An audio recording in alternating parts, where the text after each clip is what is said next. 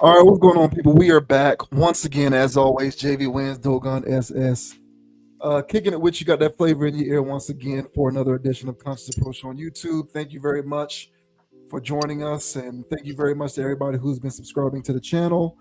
Before we get things kicked off, as always, I want to say to make sure that you check us out on Apple Podcasts, Amazon Music, and Spotify. You can also check out some of our content on TikTok at Con Approach, CONAPPROACH, just trying to be available in any and all places possible.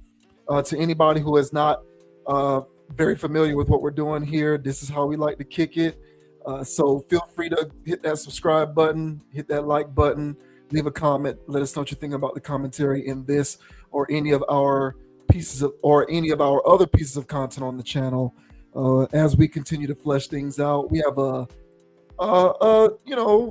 decently large video library at this point. It continues to grow and get bigger, but there's a decent backlog of, I would say, quality content overall that you can immerse yourself in if you are so inclined and find yourself with a little bit of free time and want to check those out. So, to everybody who has already become a part of the Conscious Approach tribe, and to everybody in advance who will become a part of the Conscious Approach tribe, thank you very much.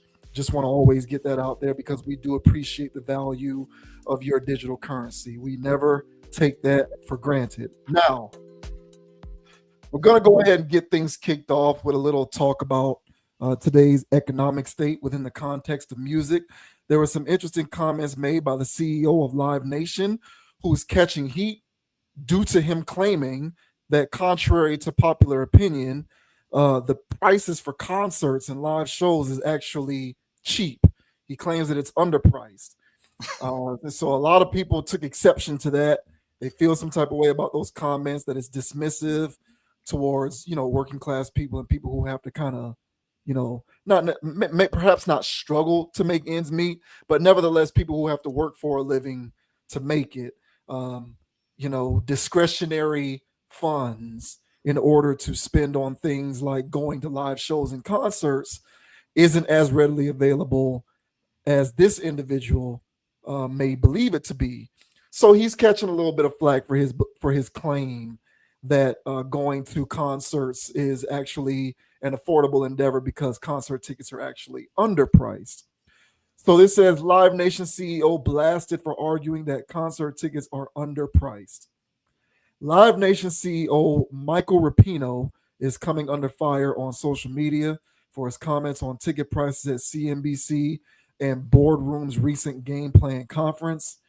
At the event, he argued that concert tickets are actually underpriced, despite complaints from fans. In making his case, he compared attending a Beyonce concert to going to a New York Knicks game. Music has been underappreciated, he said. In sports, I joke it's like a badge of honor to spend 70 grand for a Knicks courtside seat. They beat me up if we charge $800 for Beyonce. We have a lot of runway left. So when you read about ticket prices going up, the average concert price is still $72. Try going to a Laker game for that. And there's 80 of them. The concert is underpriced and has been for a long time. Cut it out, N-word. People used to spend $70 to see Michael Jackson in his prime, one user wrote.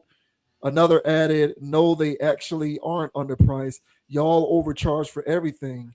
One more argued. Everybody ain't a CEO like you, Michael. People are struggling, and you and your buddies want to price gouge to boost profits. People want to be able to go to concerts. This is a troubling time for a lot of Americans because of bills, the cost of living, the lack of jobs to help with the cost of living. According to data compiled by Pollster in 2024, Rapinoe's estimate of the average concert price being $72 is somewhat inaccurate. Measuring the top 100 most popular concerts in the United States from that year, the outlet priced the average cost at $136. This further fails to account for ticket scalping, which is a major concern for keeping concerts affordable to the average fan as well. Live Nation has previously faced a lawsuit from the Department of Justice over alleged antitrust violations, as well as a lawsuit from the Federal Trade Commission for allegedly hiding fees from customers. The company denied both claims. So this is this fella here, Michael Rapino. Um, this N-word stuff, it continues to baffle me. It's a side note. I'm going on a tangent. But just to the person who commented calling this person the N-word, I just thought that was weird. But that's an aside. I don't want to get us going off on a different path other than what we need to be talking about here. So this, Rupino believes concerts are underpriced, and he is basing that off of the cost of going to a Knicks game or a Lakers game or something like that. And a lot of people took exception to what he had to say. What did you think about what he had to say? I think that's really a apples to oranges comparison. Relating it to Knicks tickets or Lakers tickets or something like that. It's good mental gymnastics if you're the CEO of a company that overcharges people. It's a nice little way to get some grace, get some wiggle room in the mind's eye of people who aren't critically thinking. And I think that's what his approach is for making statements like that, for people to go, you know what? He actually has a good point there. And yeah, it has a good point if it was an apples to apples comparison, but it's really not. So I think that, of course, as a CEO, he is doing his job in ensuring that people continue to buy concert tickets at elevated prices. And actually, he's built in with this excuse a little wiggle room to actually overcharge you more. So I think that this is actually smart on his behalf. But of course, I personally think he's wrong. And I think he's just saying anything to line his pockets. And I think the internet's outrage, I think they got this one right. So the internet, they're back on the good side of history again. Every once in a while, you know, every once in a while, their outrage is selective and a little too enthusiastic for something that doesn't really call for that. But in this case, where people are upset about these concert prices, much like the price of everything is just going through the roof. So I'm honestly not surprised that concert prices are what they are at this point.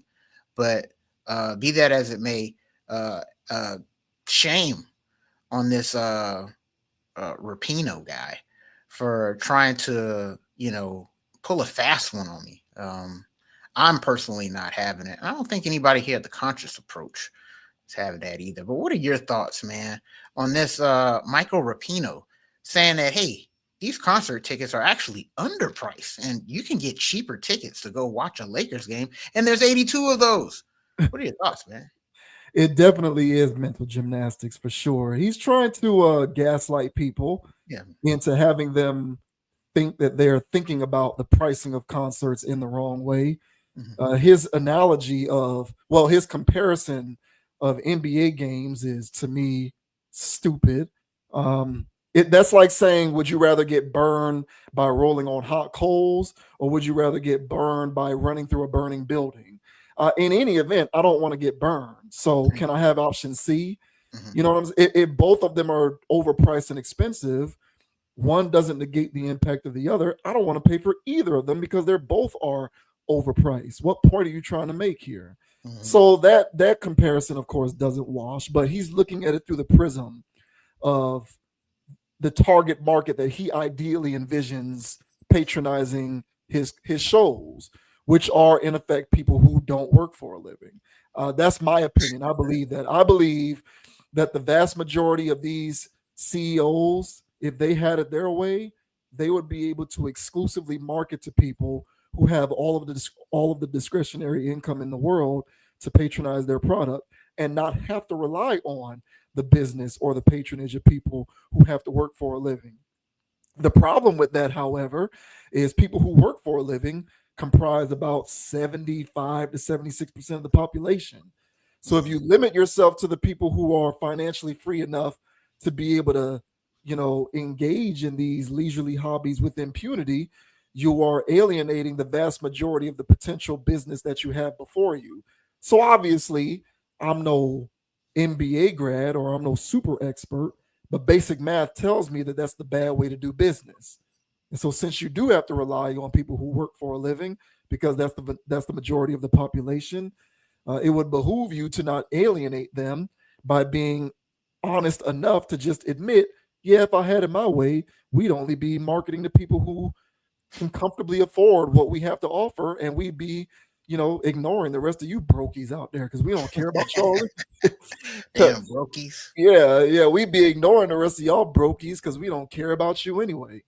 It reminds me of okay, so Jurassic Park. This might be a vague reference if you're not old enough or otherwise unfamiliar with the movie. But in the first Jurassic Park, the one from 1993, I think, Hmm. uh, when John Hammond invites all of the people to preview the park before everything goes AWOL, before things go crazy, Hmm. and he has the lawyer there and they're discussing the park and the dangers and the risks and all of that kind of stuff. And the lawyer is sitting there going, "Oh man, I can't wait for us to be able to make money off of this. We're gonna make hand over fist by charging XYZ."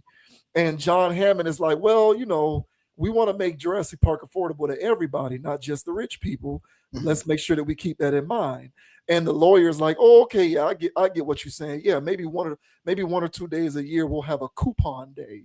So that all of the people who can't afford what we want, so that all the people who can't afford what I want to charge us will be able to come and enjoy it once or twice.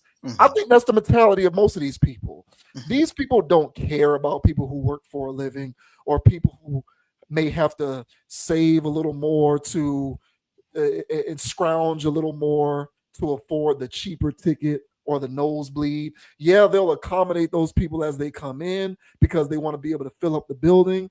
But these people don't care about working class people. They just care about the people who have the discretionary income to be able to splurge on tickets that are hundreds of dollars. If he had it his way, just like the rest of these individuals in his position, I believe that they would be exclusively um, excluding people who do have to work for a living, and basically opening it up to everybody who can comfortably afford. If he can fill an arena doing that, I believe he'd do it, and others in his position would do it for sure. Hmm. Logistically, numerically, statistically, it's not possible. So you basically have to just do the best job that you can to implicitly market to who you want, but also doing what you can to not overtly alienate everybody else so that you can maximize on your potential gains. Hmm. But I think the response that people had towards his comments was that feeling of exclusionism on his part and others like him, because it's very clear and obvious at this point, and it has been for a very long time, that working class people are not the top priority for people in his position. Hmm. He brings up Laker tickets costing however much they cost. If he could get away with it, he'd charge $800 for a Beyonce ticket. For sure. He would. And he's probably speaking from a place of jealousy, quite frankly, that the NBA can do it and get away with it, and he can't. Because I Hmm. guess more brokies want to go to a Beyonce concert than there are brokies who can be able to comfortably afford to get into a Knicks game unless they're sitting in the nosebleeds. Hmm. And from what I've seen with the Knicks game, even nosebleeds are expensive. Yeah. Everything is expensive now. I was looking at Heat season tickets not too long ago, and a package for seats in the 300 level and the 400 level is almost $1,000.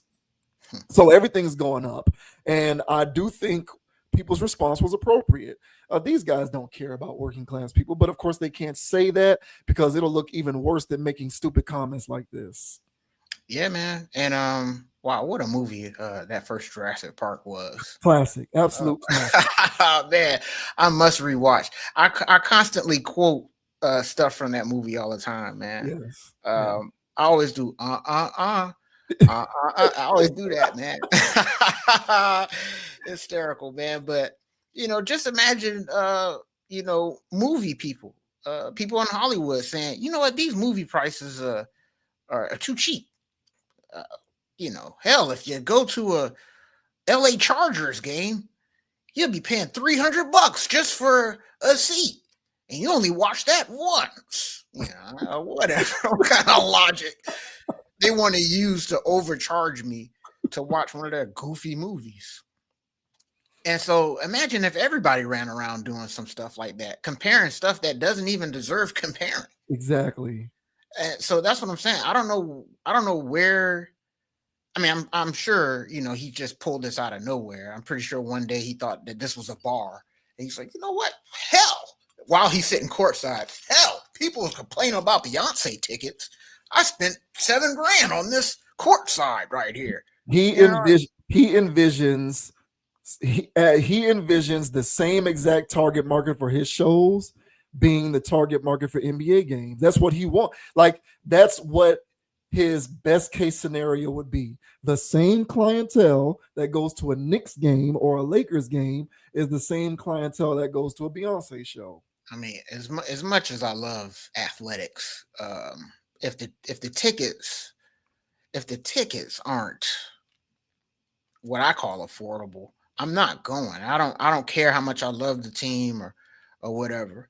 A few years ago, man, I went to quite a bit Hurricane games across the nation, man. It was pretty fun stuff, man. And the average ticket that I spent, I would say it was like 120 bucks, but I was getting good seats, man. I Right. was Yeah. I was lower bowl. You know Yeah. what I'm saying? On the side of my team. You know what I'm saying? So I was getting some nice tickets. Now there was a couple places where it was like, oh, okay, well, I'm gonna have to get the nosebleeds here. Texas A&M in particular. But and that was a pretty lofty ticket, but not really. So I was like, well, hell, I'm going to all these college games. Let me check these NFL prices. I'm talking about the worst seat in the house. They were charging $300 for. And I'm like, oh, I'm not doing that. I'm not spending $300 to watch the Dolphins lose. Like, I'm not doing that. Hell, I'm not even doing that to see them win. I wouldn't even pay for that for a playoff game. Like, I'm not paying that much to watch sports, and that's my everything. So, for people out there that spend, because there's people out there that spend those tickets, bro. They, eight, Yeah. $900, $1,100, $1,300, to be up there to see Chris Brown or Beyonce or something. Like, people be doing that, and people go to multiple shows, bro. People be following them around the country and doing all that stuff. So there is a pocket of people that are really avid concert goers still to this day, even though I felt like it fell off a little bit. Now, there's still people that's willing to make those trips because that's their sports, that's their athletics. That's them following their favorite team around. So I kind of get that, but at the same time, it's not. It's a completely different field of entertainment, and the prices have been what they have been for as long as they have been that way because it made sense. And so for you to start upping the prices to compare it to other forms of entertainment and say, well, they're charging that much, why can't I? It's a lazy argument. And even if there's some people that's hard up for these, to go travel and see Beyonce or travel to see Cardi B, whatever your thing is, all right. At some point there is going to be a breaking point where people want to look. I spent $600 last time on these tickets, and y'all trying to hit me over the head for 700-800. Like, y'all keep raising these prices. I'm not going. At some point somebody's going to look at this and go, I'm not spending $300 on a Dolphins ticket. Basically, is my point. As much as you love that person, as much as you enjoy being around other like-minded fans, at some point it becomes not worth it. Especially when everything else is going up, as you mentioned. Yeah. And for that dude that called Mr. Rapino the N-word, talking about the Michael Jackson in his prime was $70. It's like, look, bro, let's adjust for inflation. let's adjust. But even if you adjust for inflation, maybe that still is pretty affordable. But yeah, man. The internet is going to have their way with these types of things.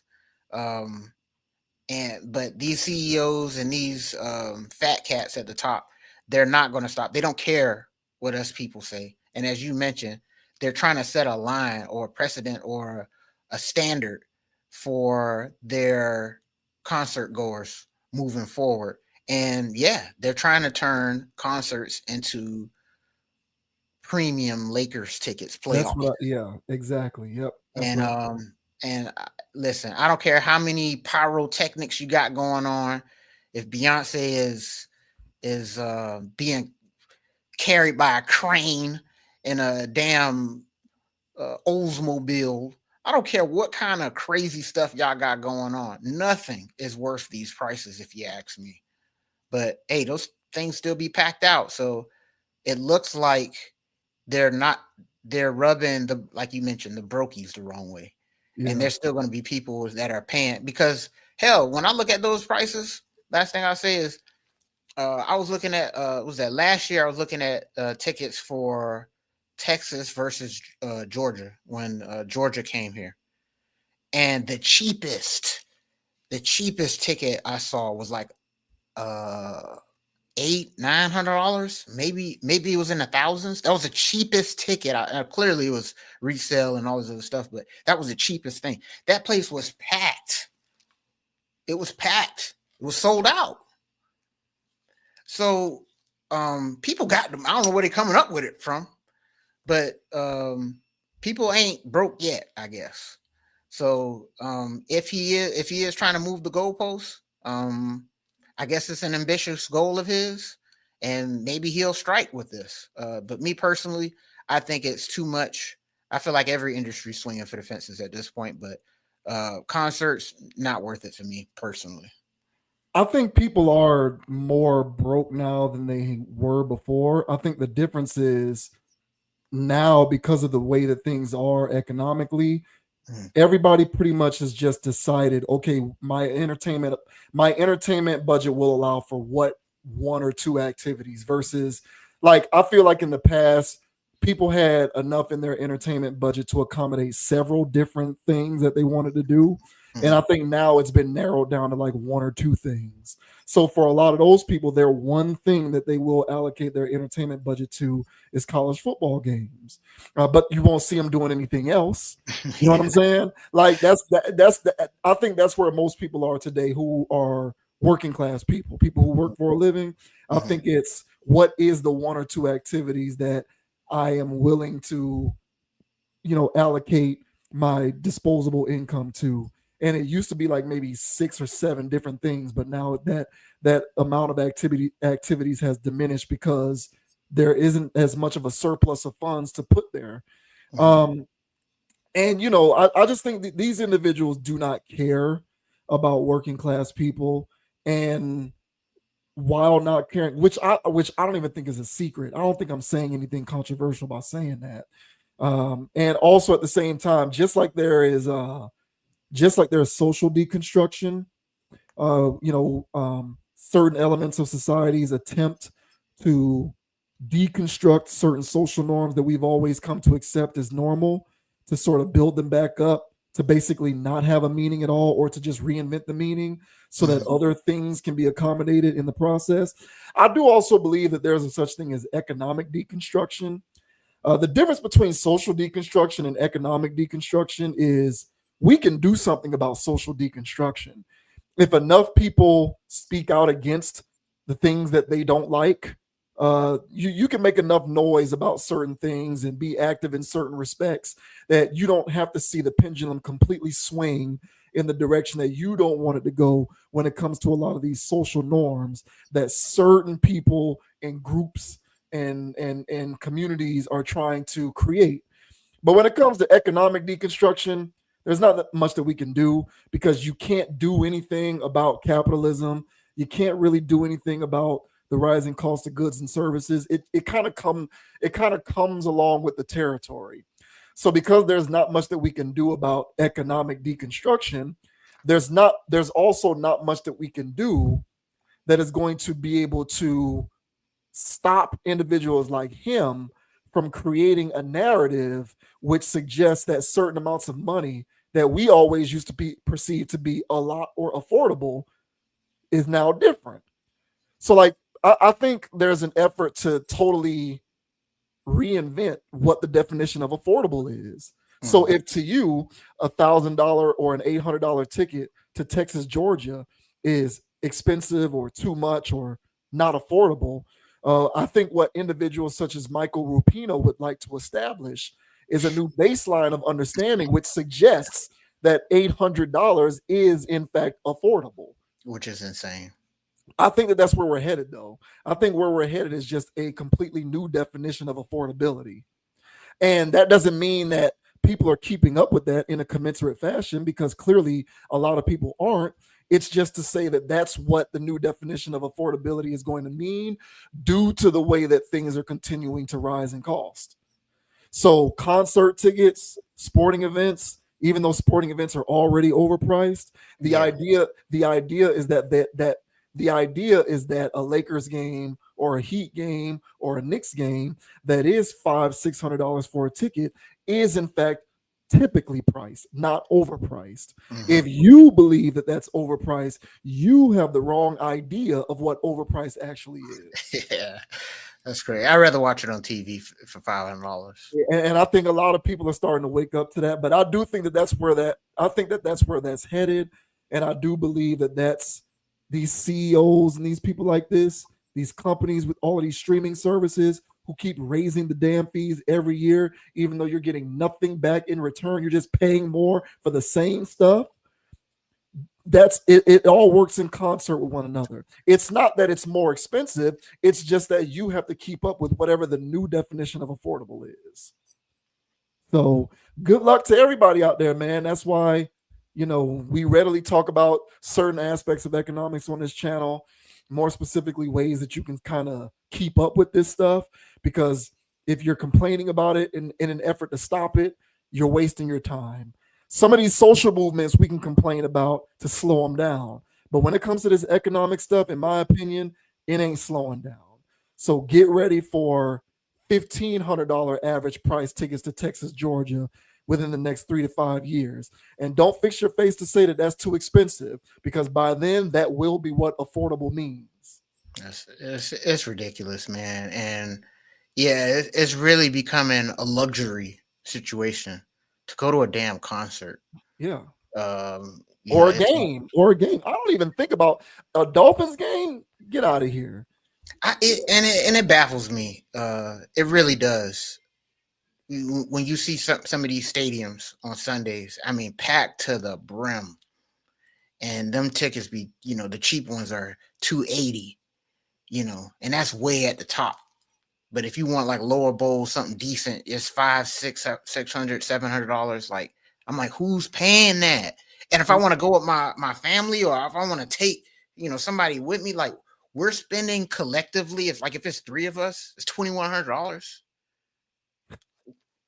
What? No. I said, I'd rather use that to pay rent, pay rent, pay my stuff, get groceries. Like, it's really becoming a situation where it's become a luxury thing. Like back in the day when cruises, like only the people that can really afford it can go, type of thing. So, I'm pretty sure there's going to be this gate put up on across all industries where, because everybody is living the way that they are right now, that everything there's going to be this like exclusive type of way, like only, you know you can only afford it once a year, or Yeah. only the people that really got it can go, and everybody else, is out here like damn, asking for porridge in a bowl.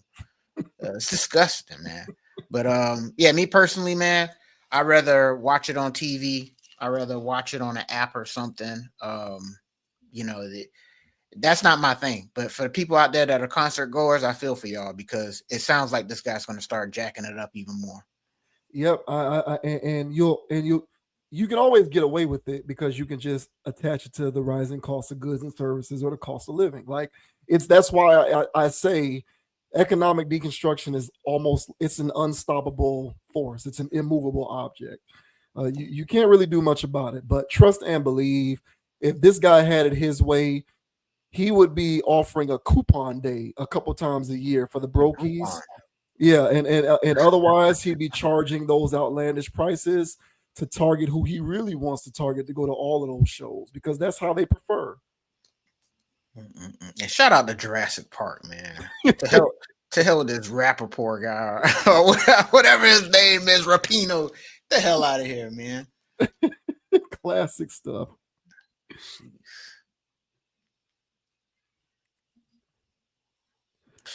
On Brother. a somewhat related note, we now move on to Coachella, which apparently in 2025 or six, or is it 2026 or 20? Yeah, 2026, we'll see the lowest amount of hip hop acts on the billing for the festival in quite some time.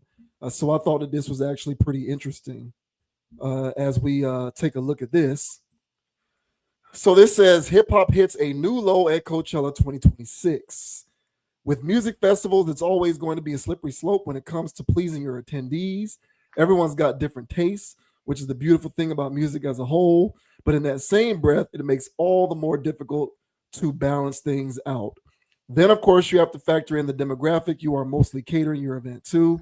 That's a whole other beast that you could spend hours trying to wrap your head around.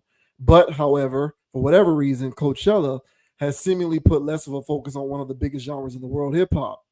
For next year's run, Golden Voice, the organizer of the outdoor festival in Indio, California, have only gathered 6 total acts.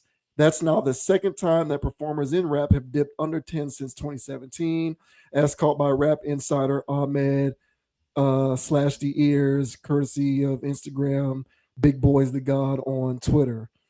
If you didn't see Coachella's post about the roster, the names include Sway Lee, Clips, Little Sims, don't know who that is, Central C, Sexy Red, and Young Thug. What's more is that none of them are one of the 3 headliners.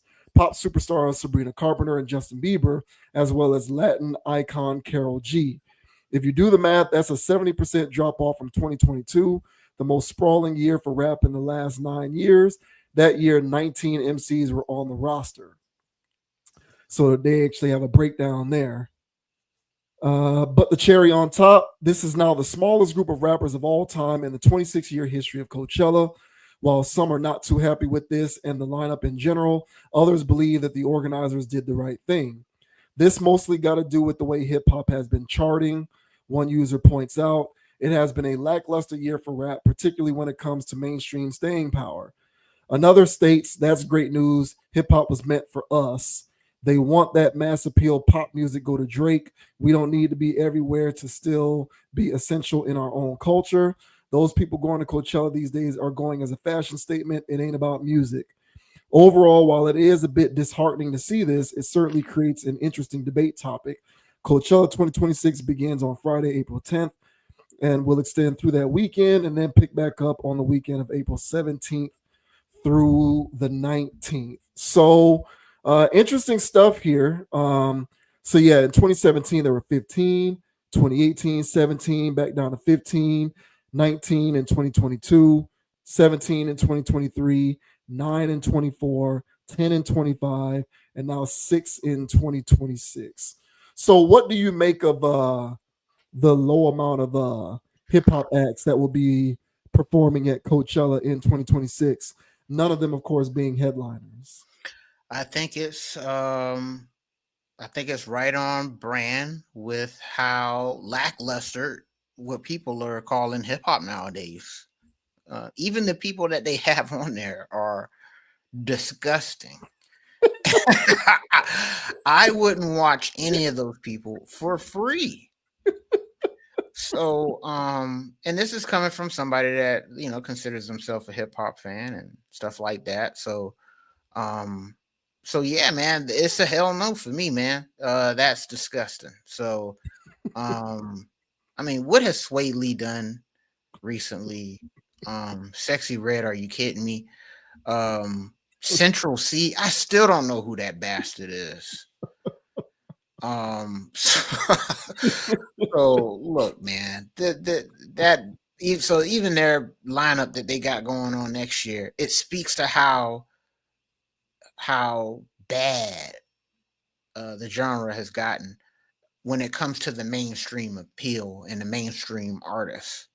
Um, this year's past double XL freshman thing, you know, back in, I don't know, at the earliest, forms of it, 2015, 14 or whatever, when there was a freshman list or whatever, there were people on that list that made sense. You knew about their work for probably a couple of years, putting in work in the underground, and they finally went mainstream, and now they're on the cover of Double XL as this freshman thing. The freestyles or ciphers were respectable. You can, in each of those things, you can see why this person has a record deal, or why people know them, or why they're a freshman. Over the years, the double XL freshman thing has now become a shell of itself. It's not like it had a lot going for itself anyway, but it's a shell of what it was. And to the point where it's more of a meme now than actual, unraveling, or not unraveling, but, unveiling new artists, to the masses. This year's past double XL ciphers and freestyles was the most illiterate group of young men I have ever seen. All of them, and it's not even illiterate to the point where it's like these guys can't even read.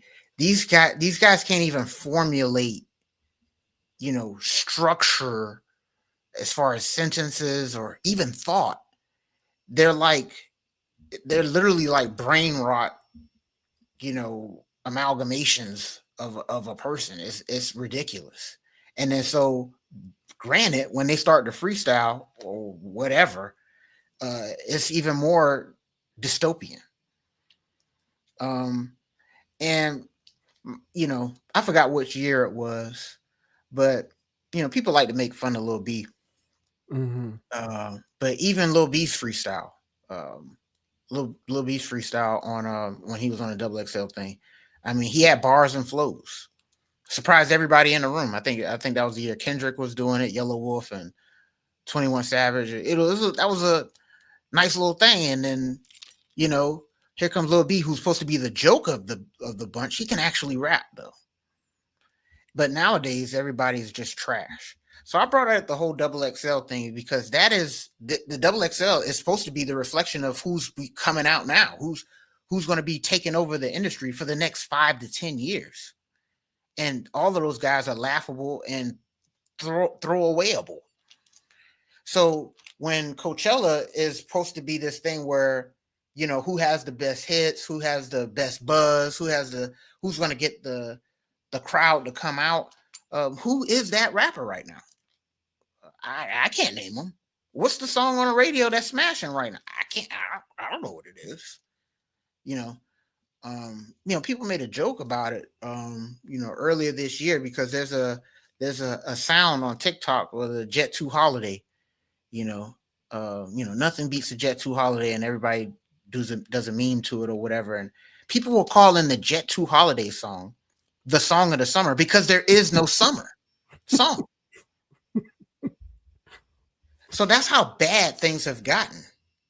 So, Coachella it looks like, I don't know who else is on the docket, who's going to be the other artists out there or whatever. Maybe those people are still going strong. But when it comes to the hip hop portion of things, I'm not going to blame Coachella. I'm not going to say that they're not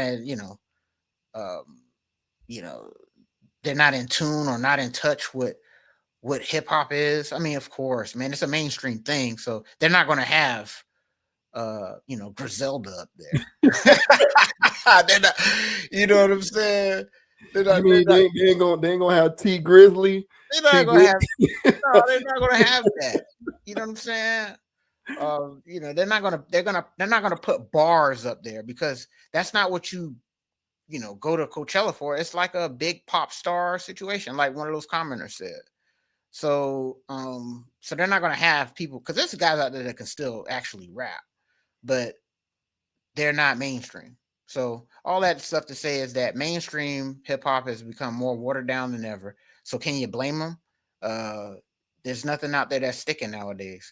So if I was running Coachella, Me personally, if that was my options, hey, you want one of these six artists? You want all six? You want five of them? How many you want? I say, well, can I choose none? The only one I probably would choose would be Young Thug because he's fresh out of jail and there's a buzz about that. And I would have him because I probably could sell tickets from that. But other than that, everybody else is a joke. But what are your thoughts, man, on this Coachella lineup? Only having six this time around. Uh, do you feel as though Coachella's, to blame for this? Is it the music? Like, what are your thoughts, man? My initial reaction was the same as yours, which is because the music overall sucks. Mm-hmm. That is being reflected in the level of interest for its presence at venues like Coachella. That's my initial impression. Like you, I do believe that there has been an objective, gradual decline in the quality of hip hop music over the It is last several. objective. Over the last several, yeah, I said I use that word on purpose.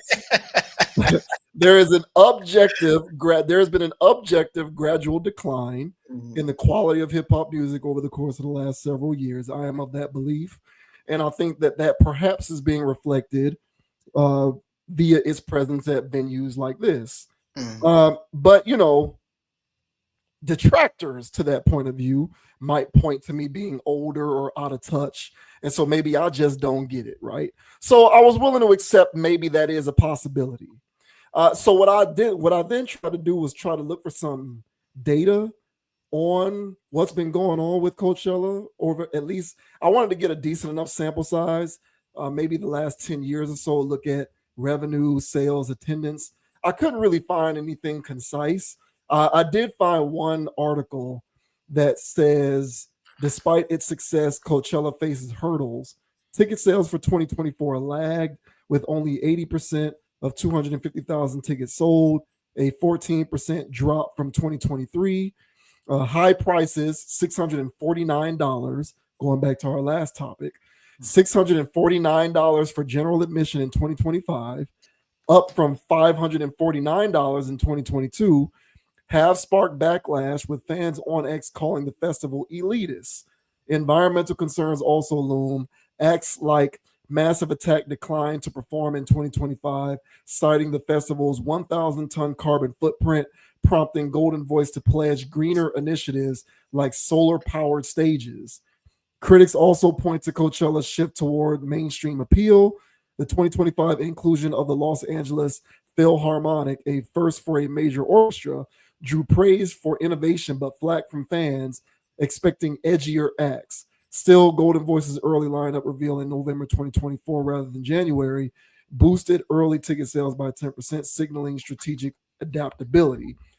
So I wasn't able to pull any kind of concrete data down. Mhm. I was able to read a few bits and pieces here or there, which suggests that Coachella is perhaps no longer in its golden era. It could perhaps be on the backside of its peak. It could be perhaps on the downslide, which is normal. Not everything stays at the peak for forever. Mhm. Everything reaches a zenith and then there's a drop off. And perhaps in the midst of the drop off, the promoter has decided in an effort to accommodate what they see are declining attendance and declining revenue due to, I'm sure, various circumstances and reasons, they're going to trim some of the fat.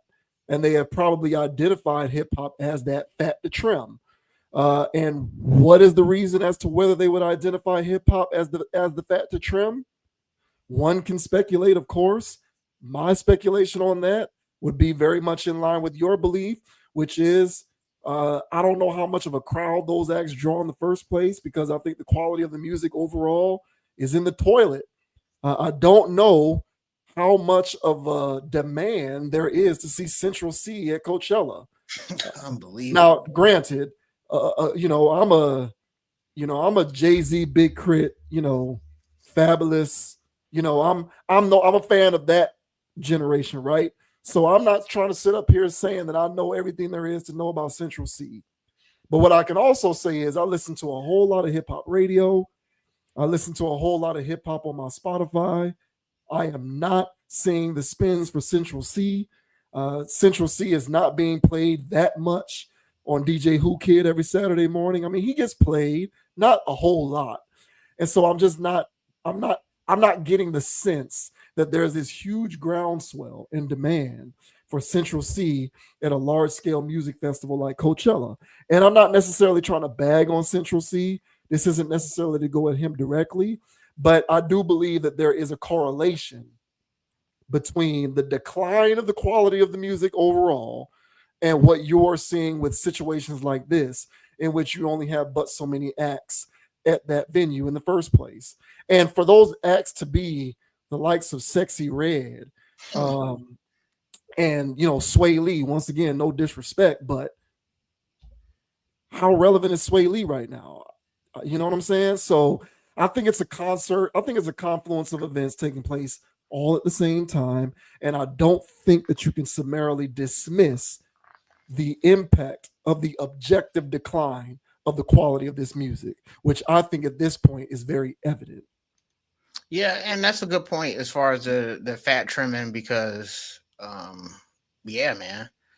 And you got to think about it.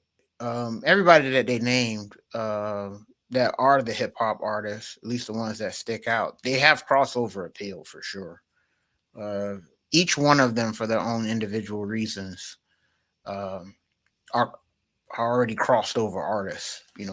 So they're not just you know in the urban community. They have a more universal appeal. So Young Thug, Sexy Red, Central C. I don't. The only reason why I know of this human is because he did stuff with streamers or people. It's in that community. Streamers talk about it. Academics mentioned it here or there about something. I'm like, I don't know what this is about. So he's in that realm. With the Aiden Ross and all that stuff. Yeah. So have Central C in there. I would actually have him in there if I was Coachella. Like that makes sense because that's the wave of people I believe that are going to be out there. And Sway Lee, I that one still is head scratching to me. Even though he has crossover appeal, he knows how to rock a show. I would say that. And I'm a Sway Lee fan. I think if he gets on the track, he entertains me. So I never had a problem with Sway Lee. So there's no dig on him. But like you, what has he done lately? I haven't heard anything. So, but yeah, it does make sense to trim the hip hop fat. There's a lot of it going on right now, a real gelatinous genre. So a lot of it can go. So, but yeah, man, it's a business model that has this mainstream situation going on, and hip hop ain't as big as it is. There's nothing really mainstream about it anymore, which is wild. Um, everything that they play right now, as far as hip hop is concerned, or it's targeting our generation, but commercials and sporting events or whatever, and they're playing something. I mean, they're playing stuff from the '90s and the early 2000s, man. Yeah, I've noticed that as well. Yeah. Yeah, because they're appealing to us. We're the new consumers now. And But some of but them, but isn't the target market always the 18 to 35-year-olds? Like that's always been the group that all of the companies and corporations want to go after. Like once you're over 35, it's like they don't even care about you anymore. that's fair. And and the stuff I'm hearing, man, is it's some bangers. No, but I agree with you. I've noticed that as well. Like Yeah. if it's a promo, well, and to be fair, I don't consume a ton of stuff. So I'm gonna be fair. Let me just be fair, right? I don't mean to. I don't know everything about everything. I only know about what my sphere of influence is, Yeah. which is gonna be sports primarily, and then maybe a little bit of gaming stuff. That's pretty much it. Like I don't really watch a ton of movies. I don't watch a ton of television, TV shows. That is. I don't really listen to a ton of pop. So you know what I'm saying? Like whenever I am sort of encountered with hip hop as a commercial product trying to sell me something. It's always within the context of the things that I consume personally, which Hmm. is mostly like sports for the most part. And within that context, I've noticed the same thing that you've noticed, which is whenever they are using the music as a selling tool, it's always music from my generation. Hmm. Or rather, it'll at the very least, it'll be an artist from Correct. who might still be active, but the artists themselves is from our generation. Correct. It's I don't see as much of the selling point being the Gen Z artists and the younger people doing all of that stuff, and I do think there's a reason for that. Yeah, man. So it'll be I think I'll not be watching it anymore. The days that Lil Uzi is Lil Uzi's being played in a commercial right before. But they used to play Migos, in the NBA and stuff. The NBA went overboard, man. They got a little too urban for me, man. I said, hey, man, what the hell's going on here? So they just playing Migos every break and stuff. I was like, hey, man, sometimes I just want to hear instrumental. I don't want to hear that. Yeah, But yeah, man, the overall, I do feel as though this, although it's a fat trimming, it made it a lot easier because everybody sucks. And yeah, man, everybody sucks, bro. And so there's young guys that are good, but they're what people will call a niche. yes, So they're yeah, they're not going to hit the the mainstream with their stuff, which is fine and acceptable. But the underground, it's still rare, man. It's Those guys are good, but it's only a handful, man. For these young dudes. Please correct me if I'm wrong. But yeah, man, that's my take on this, man. I think that Coachella is just doing what a large corporation would do. I find it hilarious that they have a large carbon footprint and they have to have other things going on. I find that hilarious. But yeah, man, this thing's been out of touch for me for years. yeah. So I'm not surprised that it is on its latter half, and on its decline. So, but it's still going to be around, whether we like it or not. Yeah, Uh, it just might not be much of the hip hop slash rap scene. That might be the adjustment that gets made. But again, as you suggested, is that much of a loss? Yeah, you honestly, sometimes I think about this. If hip hop is headed down the same road as like the NBA, because the NBA has a problem. The NBA is dealing with a legitimate problem, which is people really only seem to want to follow the old guys. When LeBron and Steph and Durant and all of these kind of people, even the ones that we aren't necessarily fans of, but they're a part of that, players like James Harden, you know what I'm saying? Paul Some George. I was just about to say Paul George, Kawhi, Giannis. Like when these guys retire, what is the NBA gonna do? Because like as much as the NBA is trying to force SGA and Jason Tatum down people's throats, there doesn't seem to be the same desire on the part of the fan base to embrace these guys as transcendent gravitational talents. You know what I'm Mhm, saying? mhm, And I wonder whether hip hop is headed in that same direction. Because after the old guard is gone, you know what I'm saying? And then after like J. Cole, Kendrick, you know what I'm saying? Wayne, after those guys are gone, right? Who else is the gravitational pull? From what I can tell, and I'm being honest with you, bro, and I don't say this happily, but it's what I'm observing. I think once those guys are gone, like once, and I'm gonna put Drake in there because he's a part of it. I don't yeah, like him, but yeah, he's a part of that. yeah. So like once Drake and Kendrick and Cole, those kind of guys, like once they're gone, I feel like it's gonna be the women who are going to be the biggest draw after that. It's Yikes, gonna be these box vagina rappers. yikes, man. They're gonna be carrying the torch because as far as I'm concerned, after the old guard and the ones who people really care about and are interested in, what's left? It's gonna be the female rappers. And I feel like that's as a genre, That's what they're looking at currently, in my estimation. And how is that going to reflect the representation at these music festivals is obviously a wait and see. But I do think that situations like what we're seeing here, where you only have 6 acts that are going to be there, is a precursor of things to come. So and that's just a thought. That's just me kind of projecting into the future. I don't know if Fair. that's the case, but I kind of feel like anything going viral in hip hop right now has to do with one of these female rappers either crashing out or rapping about who they smashed or who they man smashed or them threatening to fight somebody or they gonna see about this or whatever else they crashing out about online. And that's what comprises the majority of the chatter around the genre of the music itself. Because very rarely is it about actual music. I mean, they're going crazy over Cardi B's new album.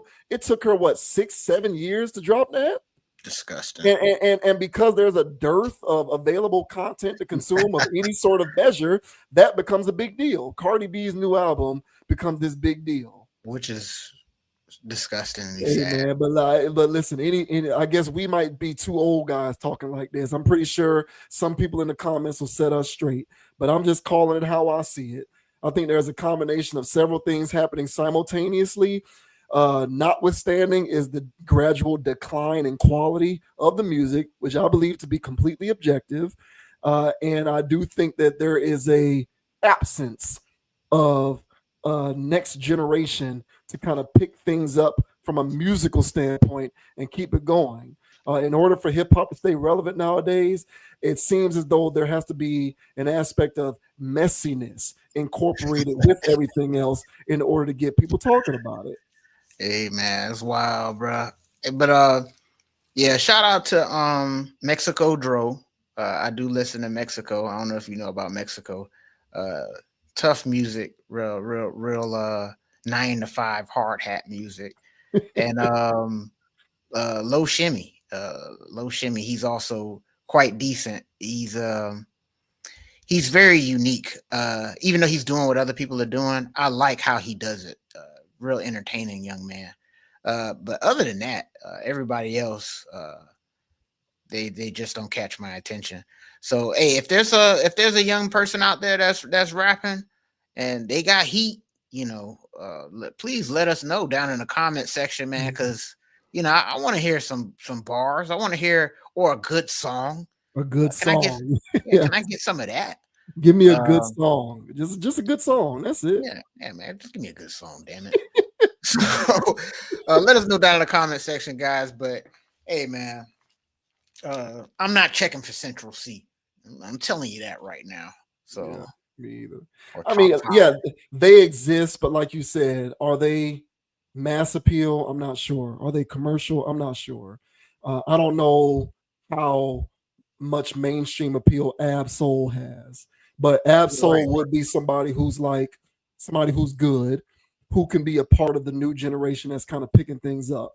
Same thing with the guy that you mentioned not too long ago, Jid. Put Mhm. Absol, Jid, guys like that, get them at Coachella. You know what I'm saying? But at the same time, if I can honestly say, the way the music listening community at large used to talk about Jay-Z and Nas and Eminem and Dr. Dre and even people like Snoop, even all the way going down to Ti, people like Jeezy, like the way that there used to be Mhm. this fervent desire to Mhm. to to to, to listen to the next project or what they got going on musically. When's the next album dropping? Like that to me seems to be gone. It's gone. And I think left in its wake is gonna be what we have left, which I believe is gonna be the women. That's what I think. No. No, no. I'm just That's saying, that's the bro. I'm beginning just of the saying. end, man. And listen. And there's no dig on women. It's the type of stuff that they're talking about. Exactly. Yeah. And that's not 20 carries a game. You can't hand these female rappers the ball 25 times in a game. They're not gonna make the whole season, bro. They have to have reduced touches. So they can come in and come here, but they can't run the game as they have been. But as we see, they can't tote the rock 25 times a game. That's not what box rap is intended to be. And even when we had trap rap, we had other avenues. Yeah. So trap wasn't 24/7. When it became 24/7, that's when it got so diluted. So nah, man, I hope it ain't. But unfortunately, you may be correct because I'm seeing way too much Lotto, way too Yeah. much Cardi B, way too much Sexy Red. So hey Hey man, man, good luck, listen, guys. I want to be wrong. I want to be wrong. I just don't know if I will be, you know. At least not at this point in time. Jeez.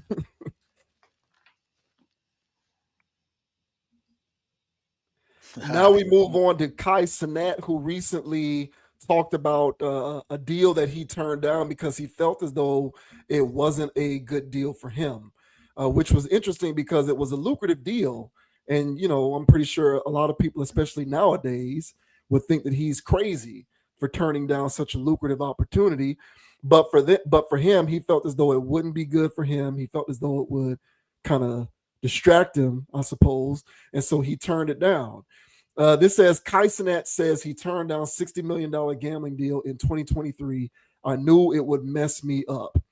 Kai Cenat says he turned down a $60 million deal promoting gambling and stuff like that back in 2023. During a recent conversation with special guest Kirk Franklin, the streamer star first spoke about what he believes one can learn from the letdowns and the failures in life while on the path toward a greater purpose. This ultimately led to a mention of a deal Cenat says he turned down during his first ever Mafiathon streaming marathon. I learned that not all money is good money. Like a lot of the times, there's going to be times and opportunities where you're going to want to get money to do certain things that you wouldn't normally do. Like 2023, my first Mafiathon ever, I was offered like $60 million. $60 million to do something like that I did not want to do, which is like gambling and stuff like that. I didn't want to take it because I knew it would mess me up. I knew it would make me lose focus on what I've got going on right now. At the time, Kai pointed out, he had already reached a state of financial freedom, thus enabling him to reject the offer. I said no. The first thing I did, I went to my closet. We got after the call. I went into my closet and I just asked God, I said, listen, I'm going to say no right now. I don't want to take the short term. I want to be able to take the long term. From there, Kai and Kirk engaged in a larger conversation about the divide between those with financial freedom and those who struggle to make ends meet on a day to day basis. Kai acknowledged this disparity as well as underscored the dangers of those who continue to chase money for money's sake after achieving that freedom on their own. I don't want all the money in the world. I don't care to have all the money. This weekend, Kai added another milestone to his roster of achievements in the streaming space by hitting 1 million subs. In a note to fans, he said he began the year feeling a little lost, but now the goal is officially complete. So yeah, that's pretty much it. Below, take a look back at more of Kai's milestones over the past few years. So that's Mr. Kai Cenat rapping with Stomp himself, Kirk Franklin, over not all money being good money and how he turned down this $60 million deal. So what did you think about what he had to say there? You know, I think the key to this is the fact that he had financial freedom to say no. Yes. Uh, Yeah. I don't know if he would have said no if he was, just getting his channel started off. So, he would have been representing FanDuel, if that was the case, or whatever the gambling agency was. So, that's good for him. And it's interesting that the gambling community would try to target streamers who, and Kai, I mean, this guy streams to middle school kids. So that's a little concerning that a gambling forum would actually come towards these guys' way. Kai turned it down, but there might be others out there that are doing similar to that, or said yes to maybe not 60 million, but they said yes to gambling stuff. And there's a problem. I don't think it's gambling, or it might be. I don't know. But I know that there was a problem with one of those games that they got out there, because I don't think it's necessarily gambling, but I don't know if it was Fortnite or something like that. But it was, controversy on what these kids are using their digital money on in these games and stuff like that. And uh, I'm telling you right now, the gambling tapeworm parasite, once it gets locked on your lower intestines, it's a wrap for you, man. Okay, you're gonna have to do all kinds of cleansing to get that thing out. Okay, and even when you think it's gone, it comes on right back. So I guess I will give him the nod on this. I'll congratulate him on turning down this deal because he is very, very, very influential to this new generation of young people. Much like I was talking about in the last topic, you know, Jeezy and you know, you know, Jay Z and Ti and all those guys. Even though it's different fields, th- that was our Kai Cenat Mhm. situation. And these guys, the younger generation, they don't come up looking up to rappers. Some of them do, but most of them look up to these streamers and other things. These gamer guys, Yeah, content creators. content creator, yeah, man. They Yeah. look up to these dudes. I show speed.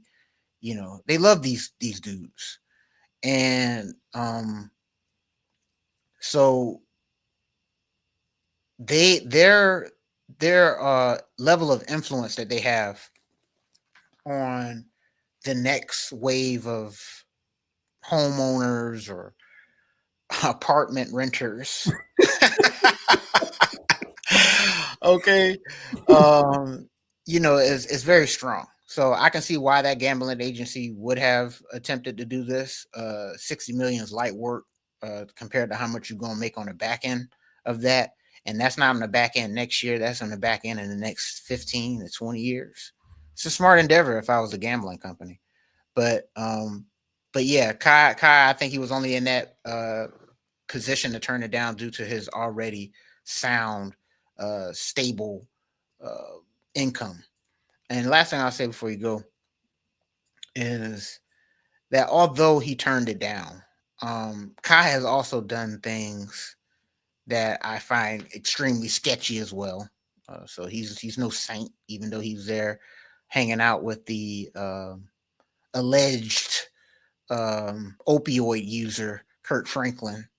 Uh, okay. Um, Kai has done some things that I don't find favorable. Because he's so influential, he does things that I feel like a little sketch. You know, uh, multiple prison streams, multiple sleepover situations, multiple shower situations. And I'm like, who's paying you to do this? So it's not like he has moral standings. He's going to take the high ground morally instead of taking the check. I've seen him do stuff for a check that still influence younger people.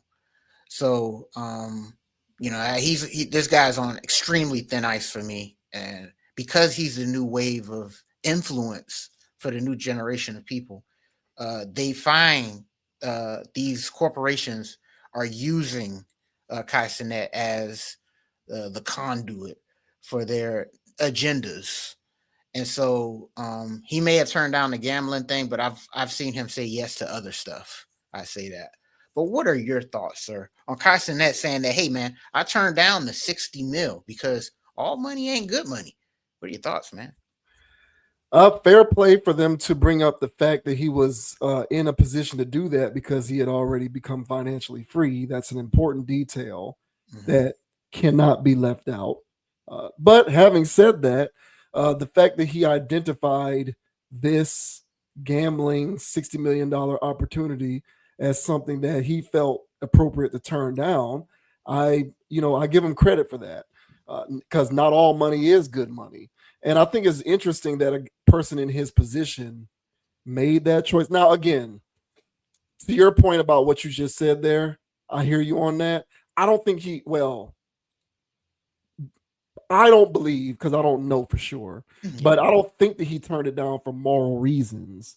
I think maybe he turned it down because maybe gambling is just something that he knew would have them caught up in something. You know what I'm saying? Like everybody has their thing that can get them messed up, and Yeah, maybe for him, he knows that gambling is the thing that can get him messed up, and so that's why he turned it down. Not necessarily because he was taking any moral stand, that's fair. because I agree with you. He's been a part of various forms of content in the past that are questionable, and and they definitely blur the lines of morality, Yes, especially some of the people that he's brought on to yes. his streams and some of the antics that they've engaged in. Their antics, shenanigans. Definite, yes, definitely.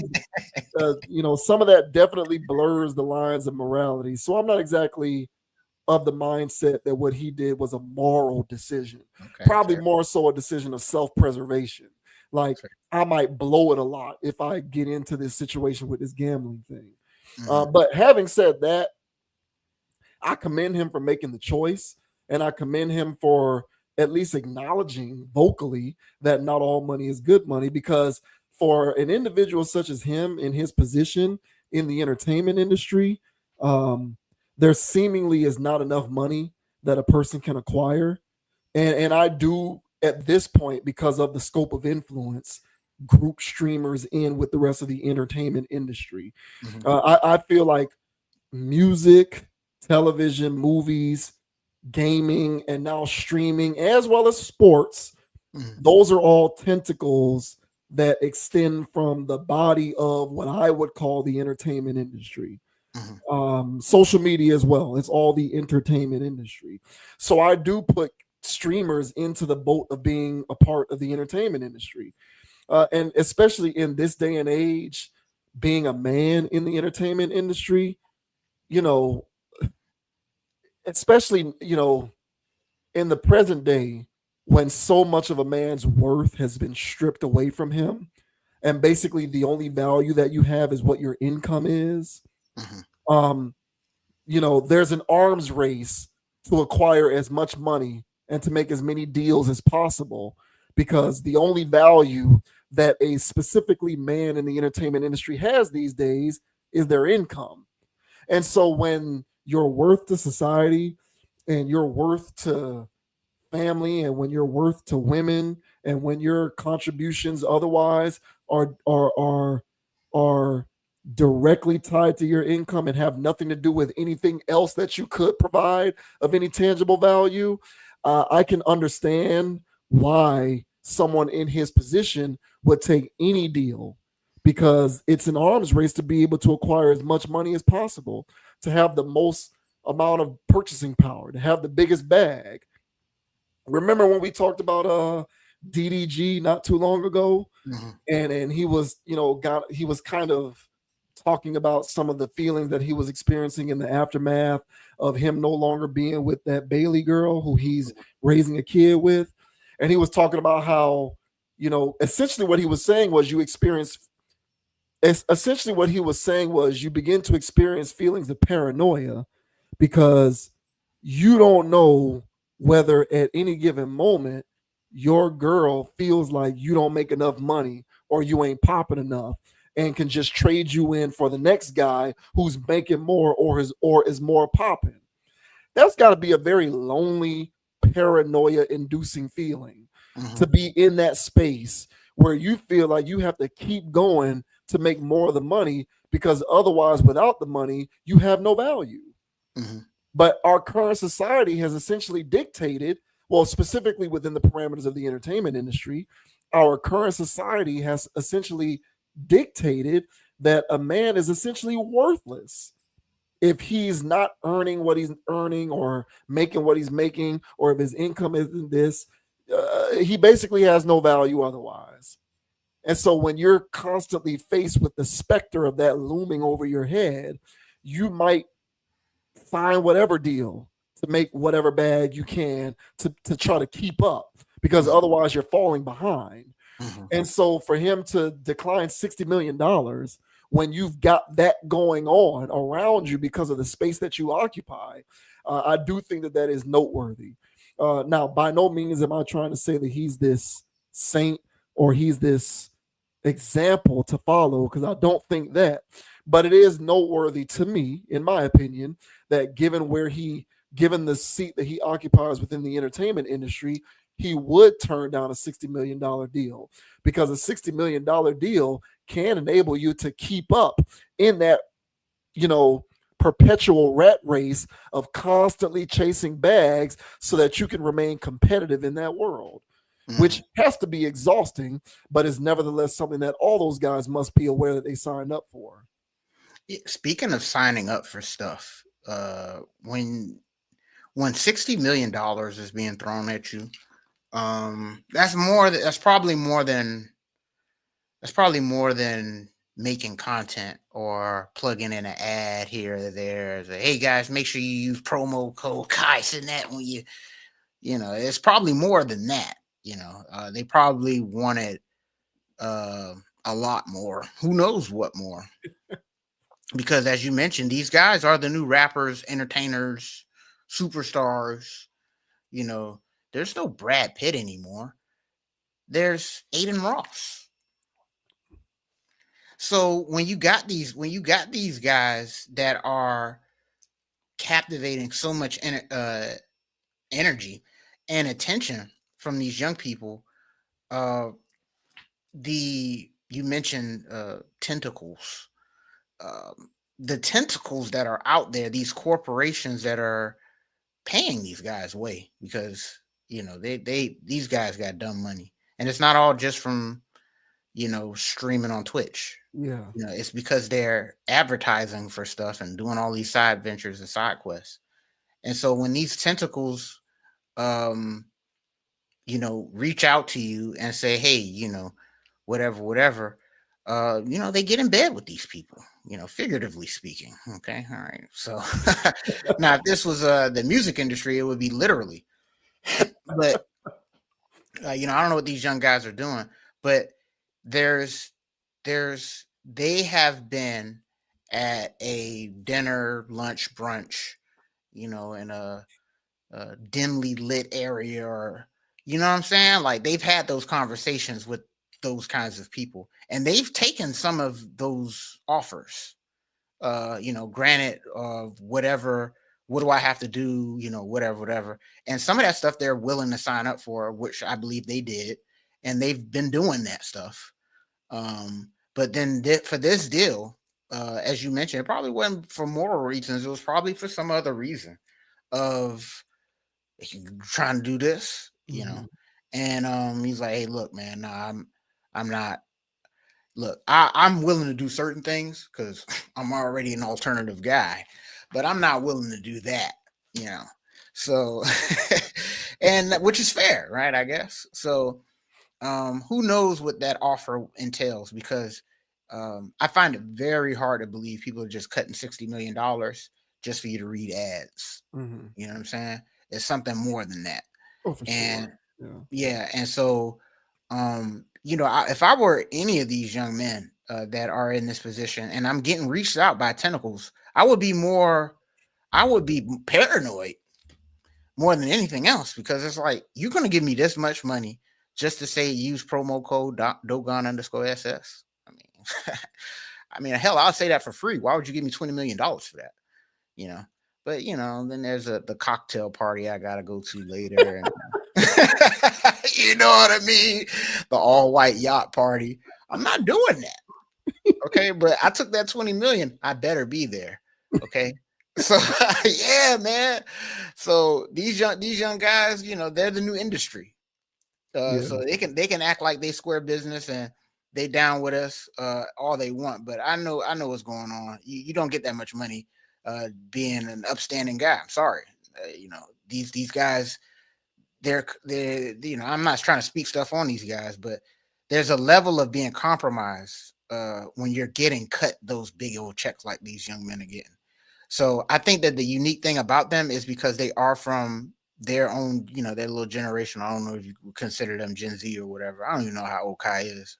I'm assuming he's a young man. But they have a perspective on reality because they grew up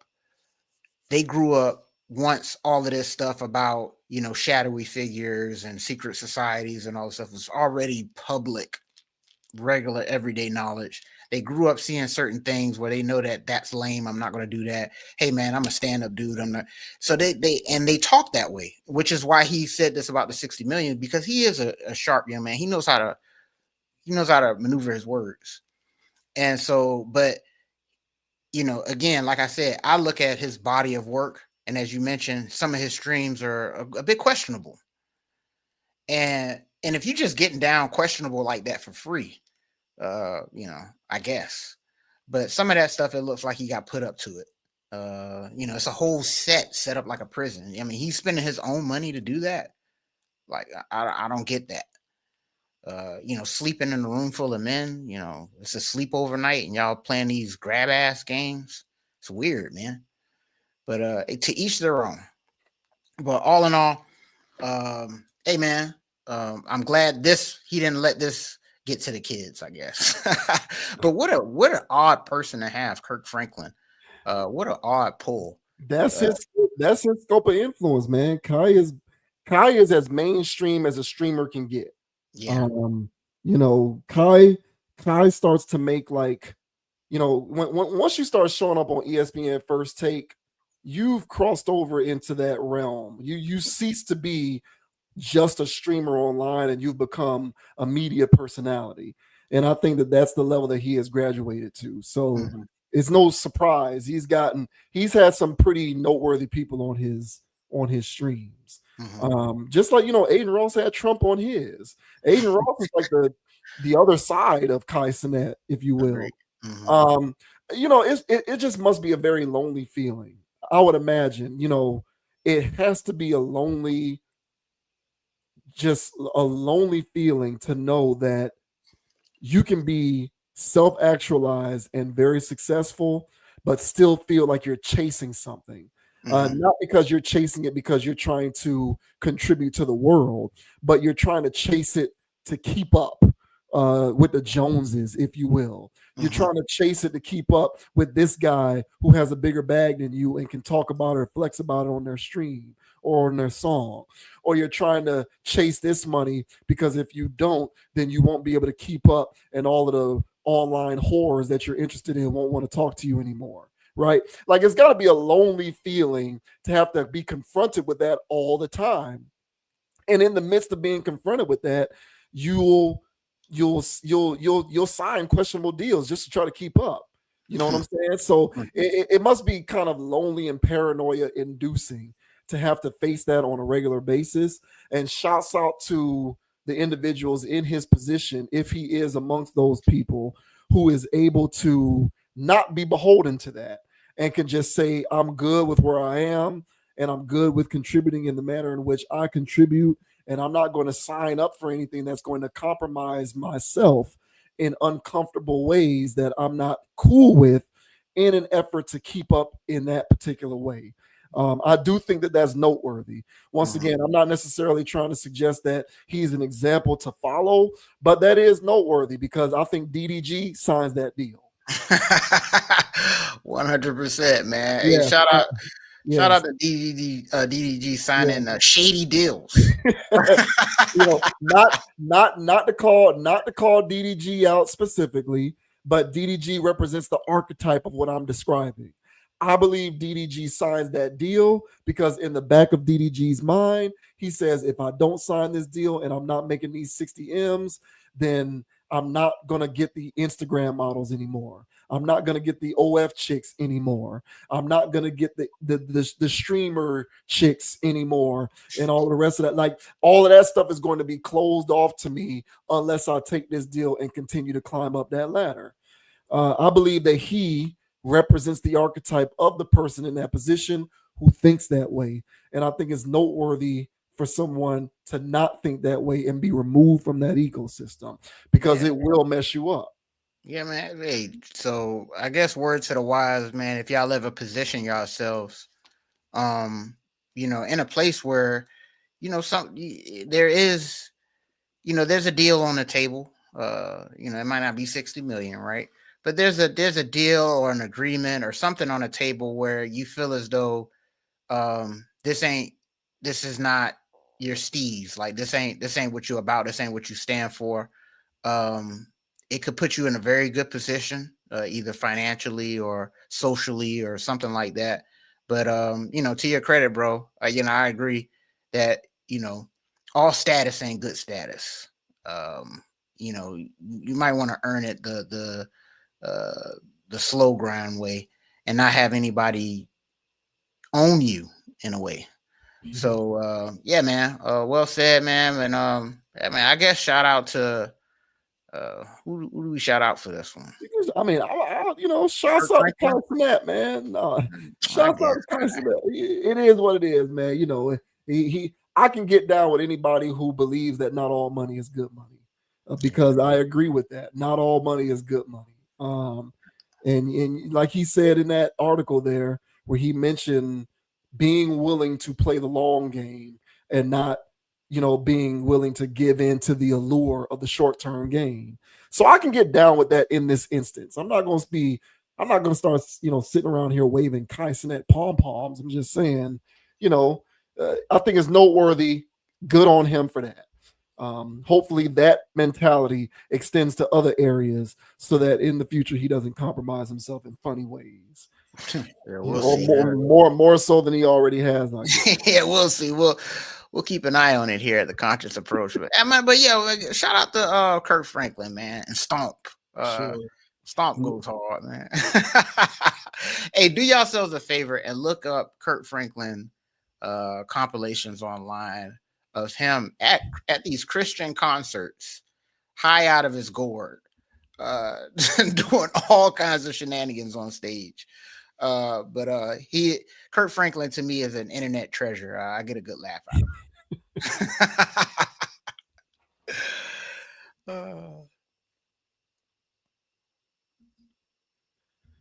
Oh man, R.I.P.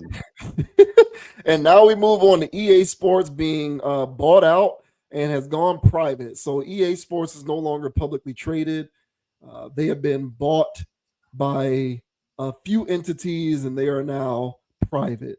And so people are speculating as to the implications behind this and what the future holds for like the video games that they produce and all of that kind of stuff. Of course, EA, very noteworthy for they produced the Madden video game series. I think they also do FIFA. They do NCAA. Don't they do NCAA now that that's back? Yeah. So EA Sports outside of 2K, the NBA's flagship game, EA Sports corners the market on sports video gaming.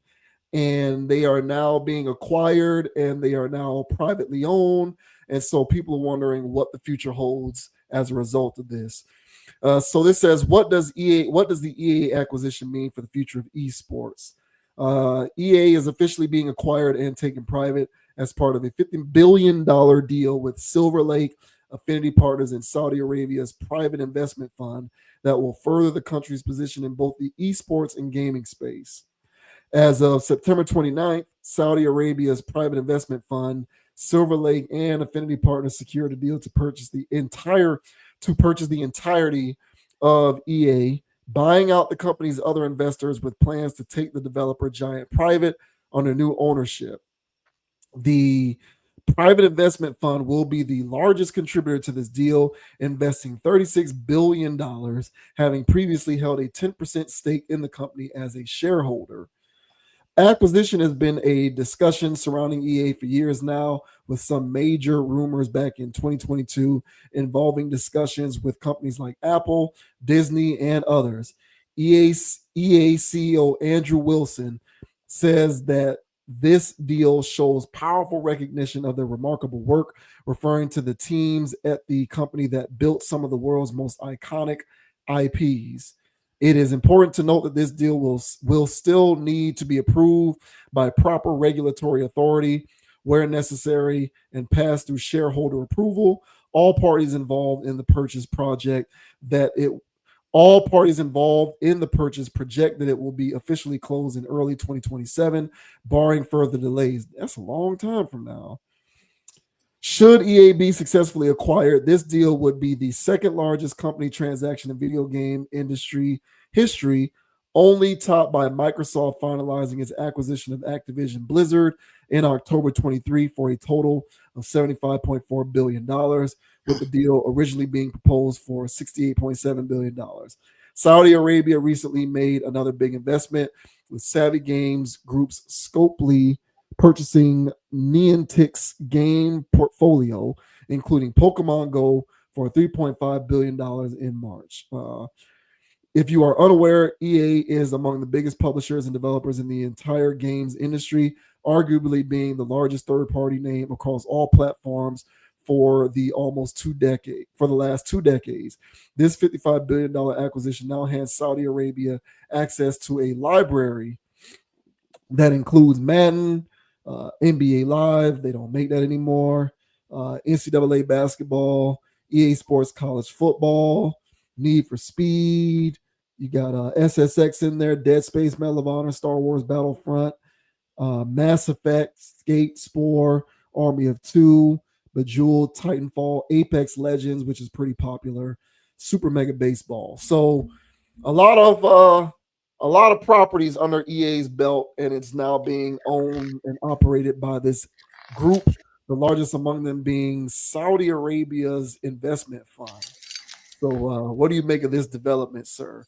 And for the audience, before Dogon continues, this guy was the biggest proponent of NCAA football back in the day. I know no one who played more NCAA football than Dogon SS, as well as Madden. But NCAA, I just knew of him to play NCAA more than anybody I knew. So, what do you think is? What do you make of this development here? A tear came to my eye when I heard about this acquisition. At first, it was like, who cares, man? Companies get bought all the time. But then, I kept looking into this, and I got a little concerned because apparently, when these companies get bought out like this and become privatized, apparently, at least what the narrative is online, is that the game or the whatever you liked about that thing that got bought starts to decline. Now, it's not like Madden and NCAA have been world beaters out here. Madden has been a joke for the last 20 years. But NCAA just came back. Okay, I just got my hands on that. I just started playing this year's on about, I don't know, a few weeks ago. And yeah, man, I spent a lot of time decompressing playing that game. So I'm a little concerned when it comes to the future of the game. When you spend that much money, man, $50 billion, when do you plan on getting a return on that investment? Like, how does that even work, man? That is a lot of flipping money. So I really honestly believe that microtransactions are gonna go through the roof for all of those games out there that the thing just named. I think what's going on, because I believe Saudi Arabia was, they bought some. I should have did some homework on this, but they did something with the PGA or golf. Live golf, yeah. Yeah, so Saudi Arabia is not playing around when it comes to them acquiring and getting into the sports and esports realm. They are spending big time money. They got big time money, and they're spending big time money getting their hands on these things. Now, what are they going to do with these things? Who knows? But they own them. And when you own something, you can do whatever the hell you want. And so, if you got used to more of a checks and balance type of thing, because there's people who own stock in this, and there's people that, the stakeholders, and, you have to appease, various people, the masses. You don't have to do that if you own 100% of it all. And you can just do whatever the hell you want, because basically you have a monopoly on said whatever.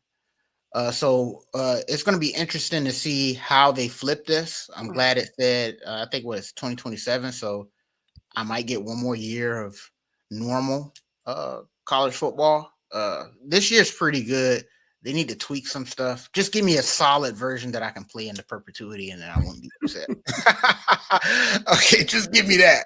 They got to tweak some stuff, but yeah, overall, man, just a little concerned because I don't know what's going to happen with the series of games, but I think we're going to see a lot more stuff like this going forward, where people with big time money are going to start buying up stuff to secure future bags. And I think what they've gotten into here, at least with this, is they realize that there's an untapped market of things that they can throw their money at to get money on the back end. What a hell of an asset this is. So I think that this is different than buying a sports team or a league or anything like that. Buying a whole damn sports franchise, that's wild business. So I didn't think stuff like this could happen. This is news to me, but apparently this can be done in business. Saudi Arabia, left field. I would have never assumed that, but apparently this is how they get down over there, and they're looking to monopolize things with that oil money. So very interesting, bro. But what are your thoughts, man, on EA Sports or EA, or I guess certain IPs within EA being bought for $50 billion? What are your thoughts, bro? Yeah, it's not just the sports games. It's EA, and so it's every game produced by EA. That's the Crazy. thing. That's So crazy. it's all of that stuff, bro. All of those, and I didn't even read off that whole list. But it ain't just Madden or NCAA. It's a lot of pretty popular games that a lot of people play. Mhm. More of a ubiquitous acquisition than I would say sports, because some sports can be fickle. You know what I'm saying? Like sports can, like for example, them being involved, perhaps, like for example, if they were to get involved with the NFL, Mhm. they'd only be banking on profits being made off of that in this country, because Mhm. that's not really a hard sell over there on that side of the world. Mhm. But with video games, video gaming is so universal, and a lot of those games are played on a worldwide level. So Mhm. it's a big deal, in my opinion. Honestly, and you mentioned Saudi Arabia. First of all, let me say they're not playing around. Um, Nah, dude. yeah, Live Golf, they basically got a lot of notable PGA tour professionals to defect essentially and perform under Live Golf, and they just left the PGA entirely. Mhm. So a lot of those golfers you don't even see competing on the PGA tour anymore. The only time you actually see them is when it's a major. So if it's the Masters or the US Open or the British Open, the PGA Championship, then they'll be there. Otherwise, they're only at live golf events. You never see them on any of these other PGA Tour events, and that's hurt the PGA Tour. And Saudi Arabia is over live golf.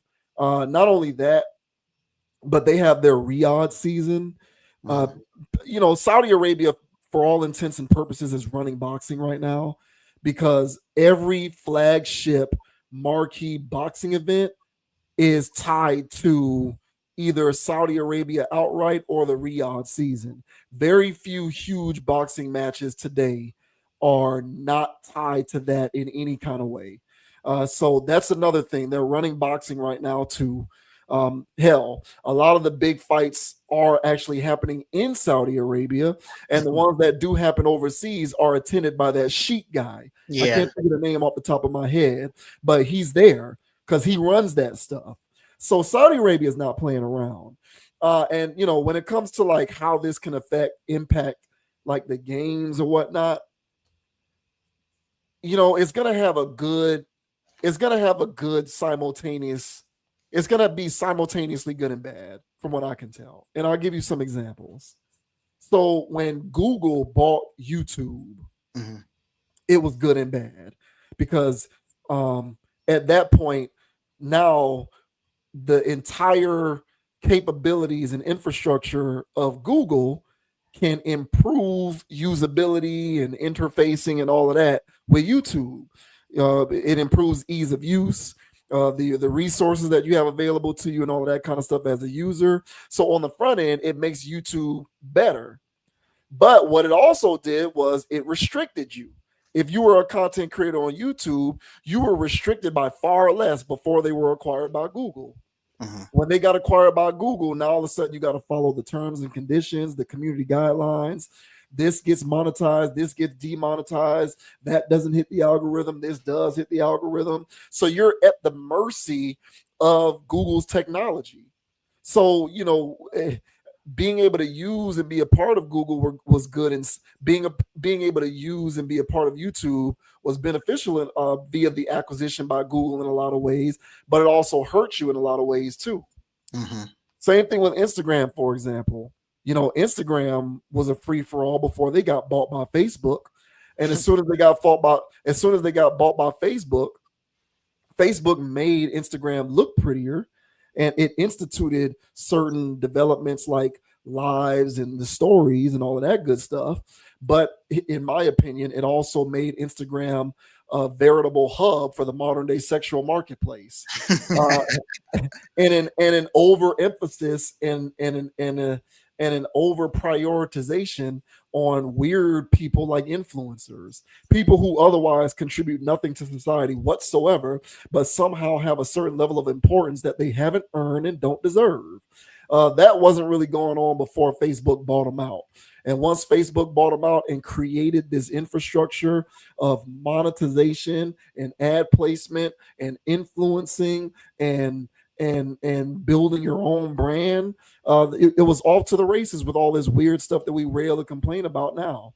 So I envision the same thing happening with EA. It's probably gonna, you intimated the microtransactions, that's probably going to get ratcheted up. Yeah. There's going to be a lot of that going on.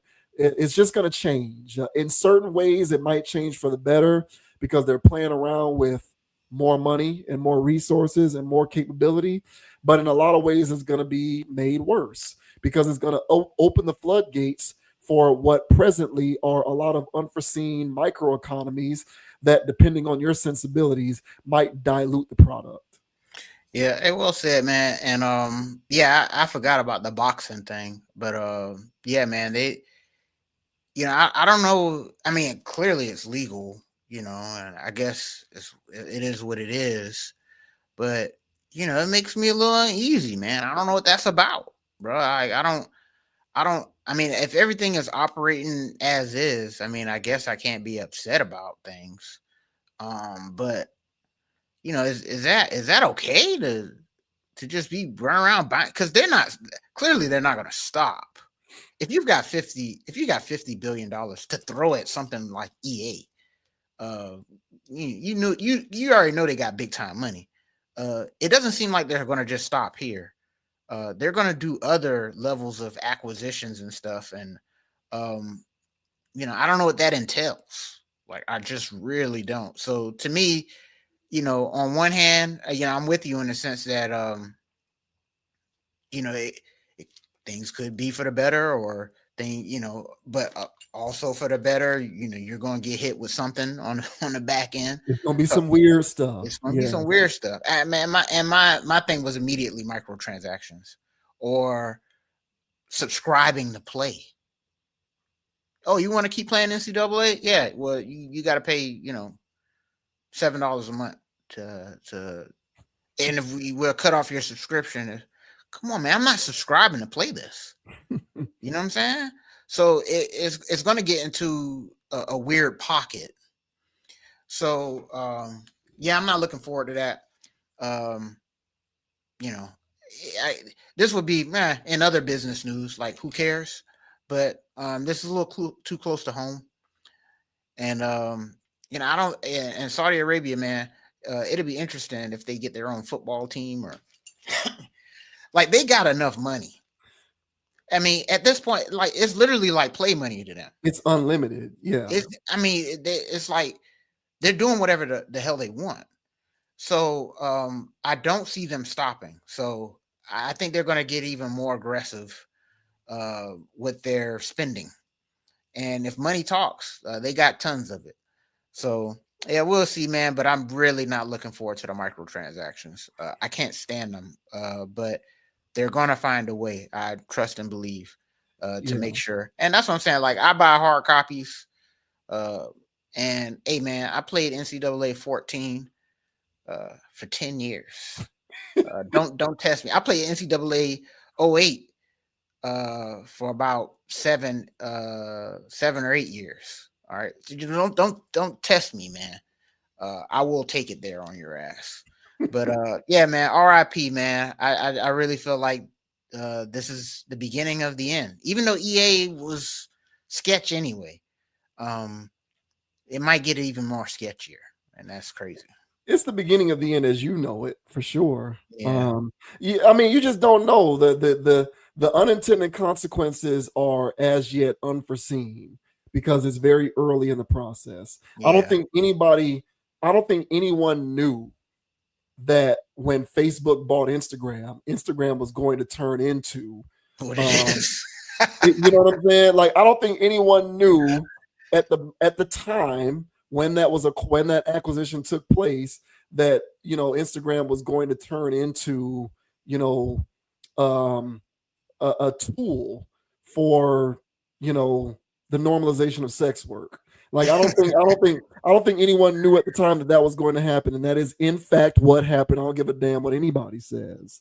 Um, amongst other things that Instagram is known for and good for, that is one of them.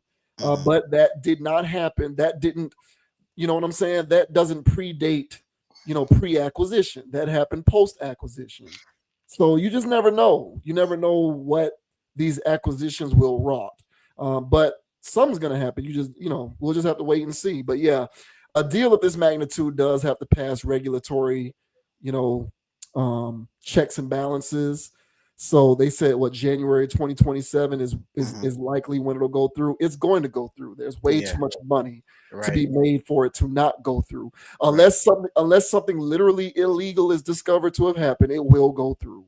And even if it Um, is, it's just another few billion gonna get thrown at it. So yeah, I don't yeah. want to hear it, man. Even if there is some illegality, it'll just delay it. It won't stop it. It'll just Yeah, delay it. It'll just right. delay it. But yeah, man. I mean, it's gonna happen. It's just a wait and Wow. see, man. I'm so far removed from this stuff, man. If I were to buy like right today, if I were to buy like an Xbox or a PlayStation, I would buy the version that has an optical drive, and I would still be literally getting in my car and driving to the video game store to buy the actual hard copy of a video game. We Because need the hard copy. that's where I am mentally when it comes to games. Like I'm not apparently like there's whole consoles where they don't even have a disc drive. You just Which buy it. I'm not for that.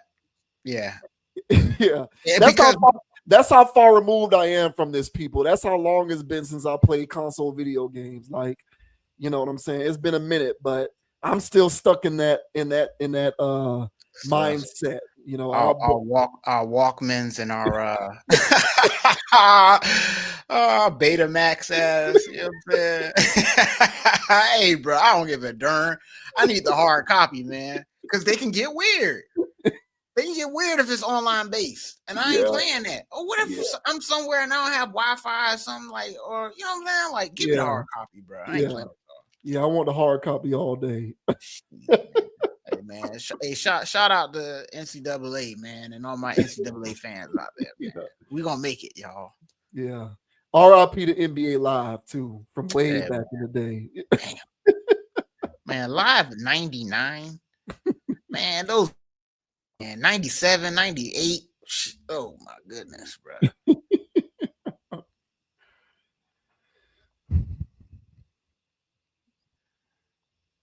Your boy.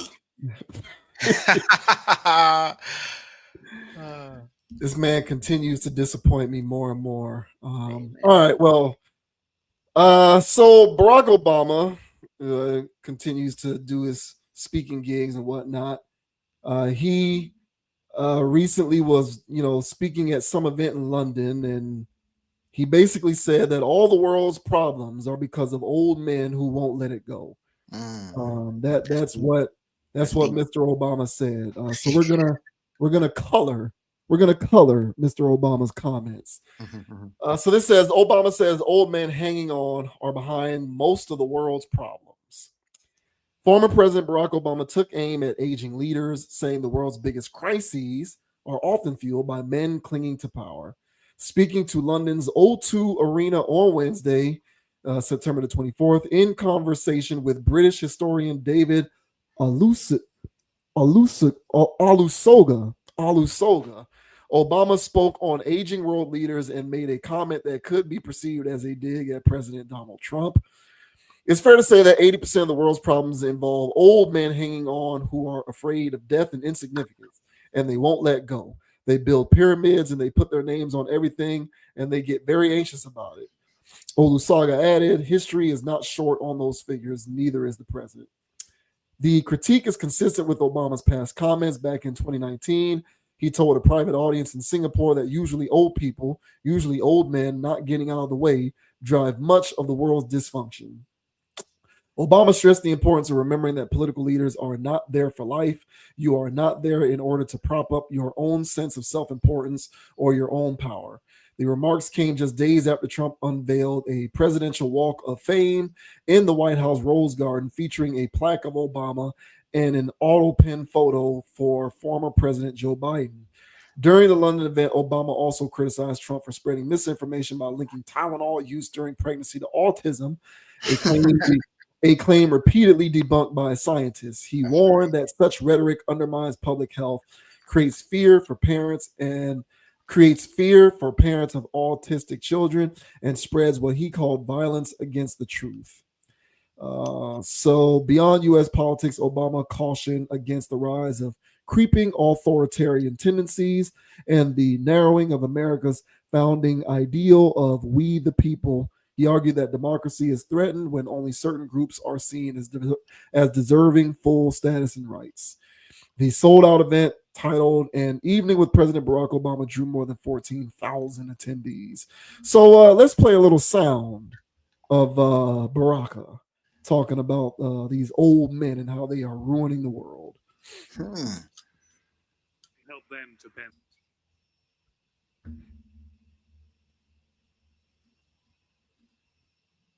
the moral. Yeah, Okay, you know.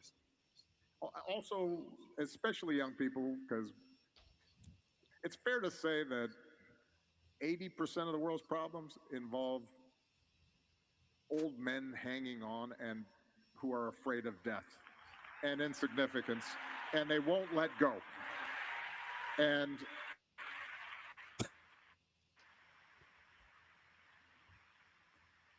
they build pyramids and they put their names on everything, and they get they're very anxious about it. History is not short of those figures, sadly, neither Yeah. is the present. We All right, there you go. All right, so does uh does Barack have a point here when he says the old men hanging on are behind the world's problems? I mean, to a degree. I mean, if you're looking at if you look at you know current CEOs or uh, power players in politics here or there or whatever, like you're gonna see very old men at the top, leading those things. But my thing is with that is, um, that's not. It's more to it than that. Um, to me, it was real soundbite-ish. Um, to galvanize the young people. As an old man himself, still running around and not actually in some air quote position of power, but definitely in a position of influence, and still utilizing that to its maximum potential, because he is the most verbal ex-president that I'm currently aware of. He's constantly out there. Um spewing rhetoric. And so, yeah, so on one hand, I agree with him in the aspect of that when you look at these corporations, as I mentioned, you're going to see an old guard of people that are running things in a particular way where they want to make sure that they always stay in power and stuff like that, because that's honestly capitalism. I mean, I don't know how else to explain it. Like if you're not at the top, you're not making all the money, you're not doing this, you're not doing that. If there's somebody else that's up and coming and threatens your livelihood, your business and stuff like that, you have to do what you need to do to get that person out of the way or acquire them or something to make sure that you're still that person on the top.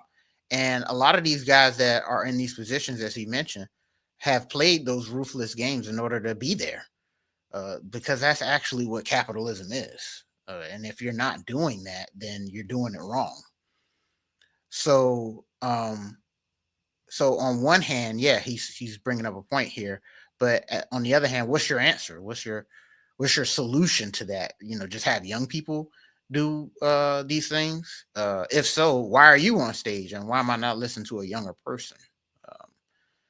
It to me, it's real pandery. It scratches the surface, okay, of the latest talking points that he and his wife have been doing of attacking men. So this is right on par with Obama brand. If he's not speaking like this, attacking the patriarchy, what is he talking about? But what are your thoughts, man, on Sir Barack Obama saying that, hey, the reason why the country is the way that it is because there's just too many old guys on the top holding on and not letting the young people live and eat? What are your thoughts, man? Yeah, on the surface, he is right. He's right on the surface because the majority of those who are occupying positions of power are men. And as such, they are on the older side because people in power are reticent to relinquish their power. So on the surface, what he's saying is not incorrect. However, he knows very well that speaking in that manner ignites the flame of man bad, blame men for everything, which is the part about this that I do not like. He didn't say the problem with the world is old people not wanting to give up power. He said old men. Mm-hmm. And I think when you speak in that manner, you create an opportunity for people who are proponents of the idea that men need to step aside because they are inherently the ruiners of everything to speak up and champion that kind of rhetoric. I find this to be dangerous rhetoric, in my opinion. That should be his middle name. Yeah, and and here's the thing. Here's the thing about it, because again, I'm not wholly disagreeing with him. Oh, correct. He's right, but the problem is it denotes the idea that it is inherently in a man's nature to be corruptive and to do bad things in the world, and I don't believe that. In my opinion, I don't believe that. The saying is absolute power corrupts absolutely.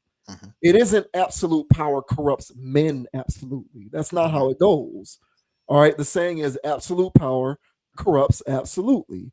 It makes no distinguishment between the gender of the person in a position of absolute power being corrupted.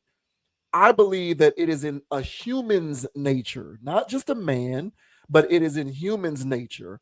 When not only do I believe it is in any human's nature to want to be in a position of power, it's also in any human's nature, man or woman, to not want to relinquish that power and to want to hold on to it as much as possible. When you are in that position of power, you will do a lot of suspect things in order to exert that power and to retain as much control over it as possible. Mhm. Absolute power is not inherent in just men. All right. Talk to Ghislaine Maxwell and talk to Elizabeth Holmes. If a human is in a position to exert a considerable amount of power and to maintain control, they will exercise that power to the best of their ability, so long as they don't get caught.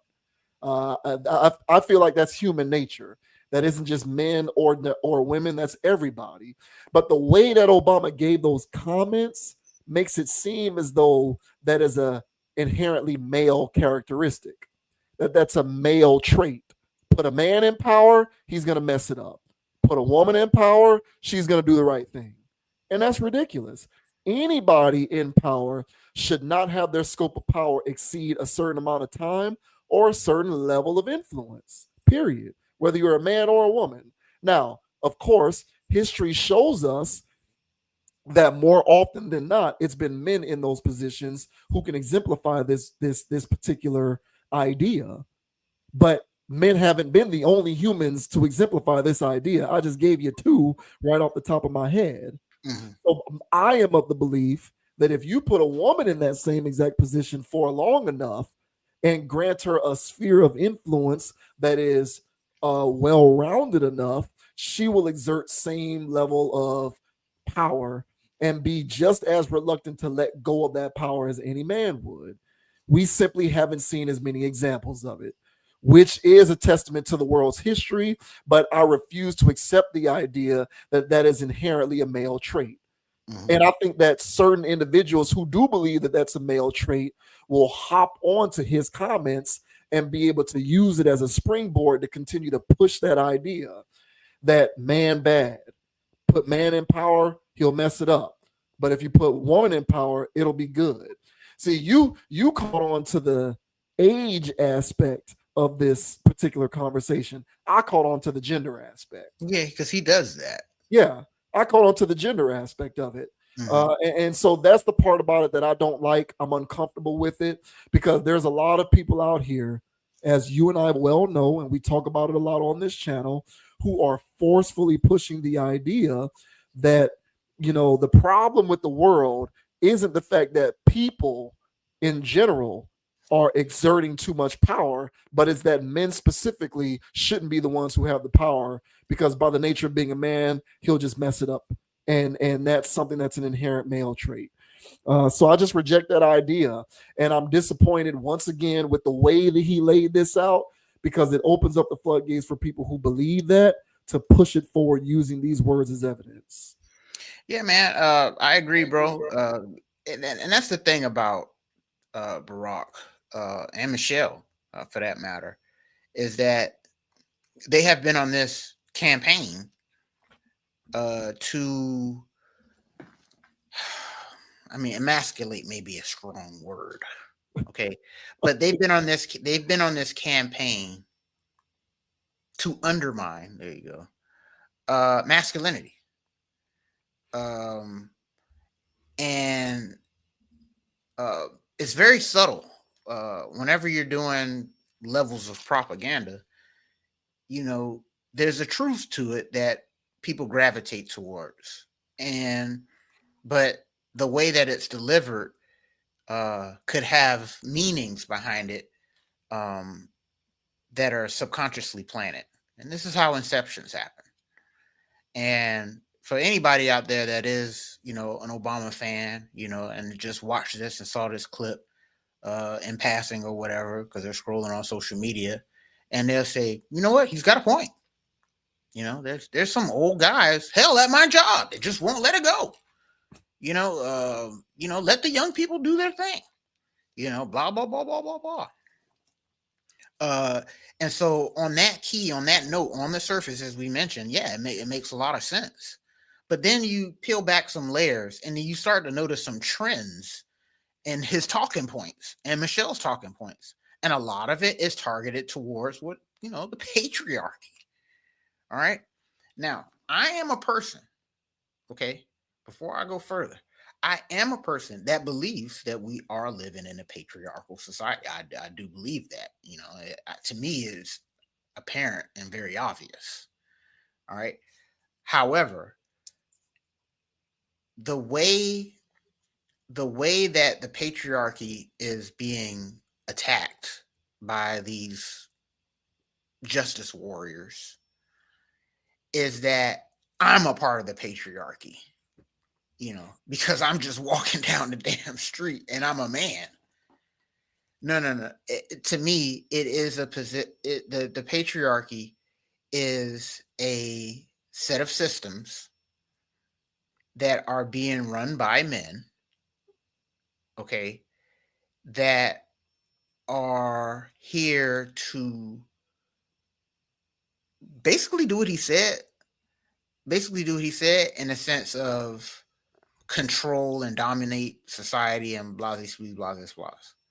But that is a small group. It is a small group of people, and that's not every man on a planet.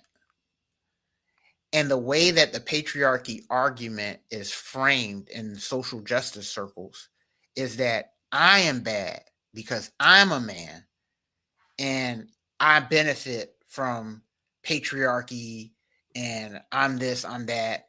And therefore, since I'm a man, I'm part of the system. I have male privilege or something. And so therefore I'm bad. And I feel as though that argument of making every man bad because he is a man, I think that is ridiculous. And I think that that's the part where it gets dangerous because that turns everybody against everybody. And so there's men who agree with the fact that there's a patriarchal society and go, yeah, men are bad. We need to have more women in control.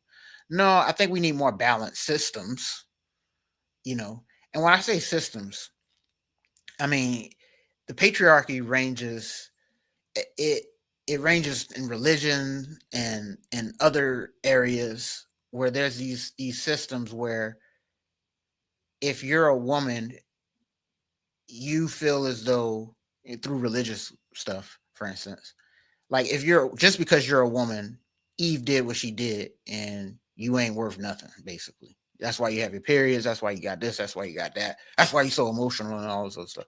And it's like, no, that's not the reason why. But religion has done that. And so because religion has done that, it has its psychological effects on women and men and stuff like that. So there is a system out here. Personally, I do believe there's a patriarchal system out here. All right. However, all right, I don't feel as though every man is actively out here oppressing women. And that's how the entire argument is framed.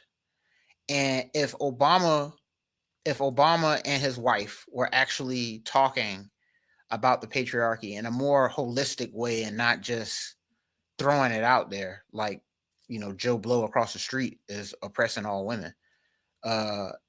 If they were talking about it more holistically, I would be in line with them. But they talk about it in a way where they make every man the villain, and that I don't agree with.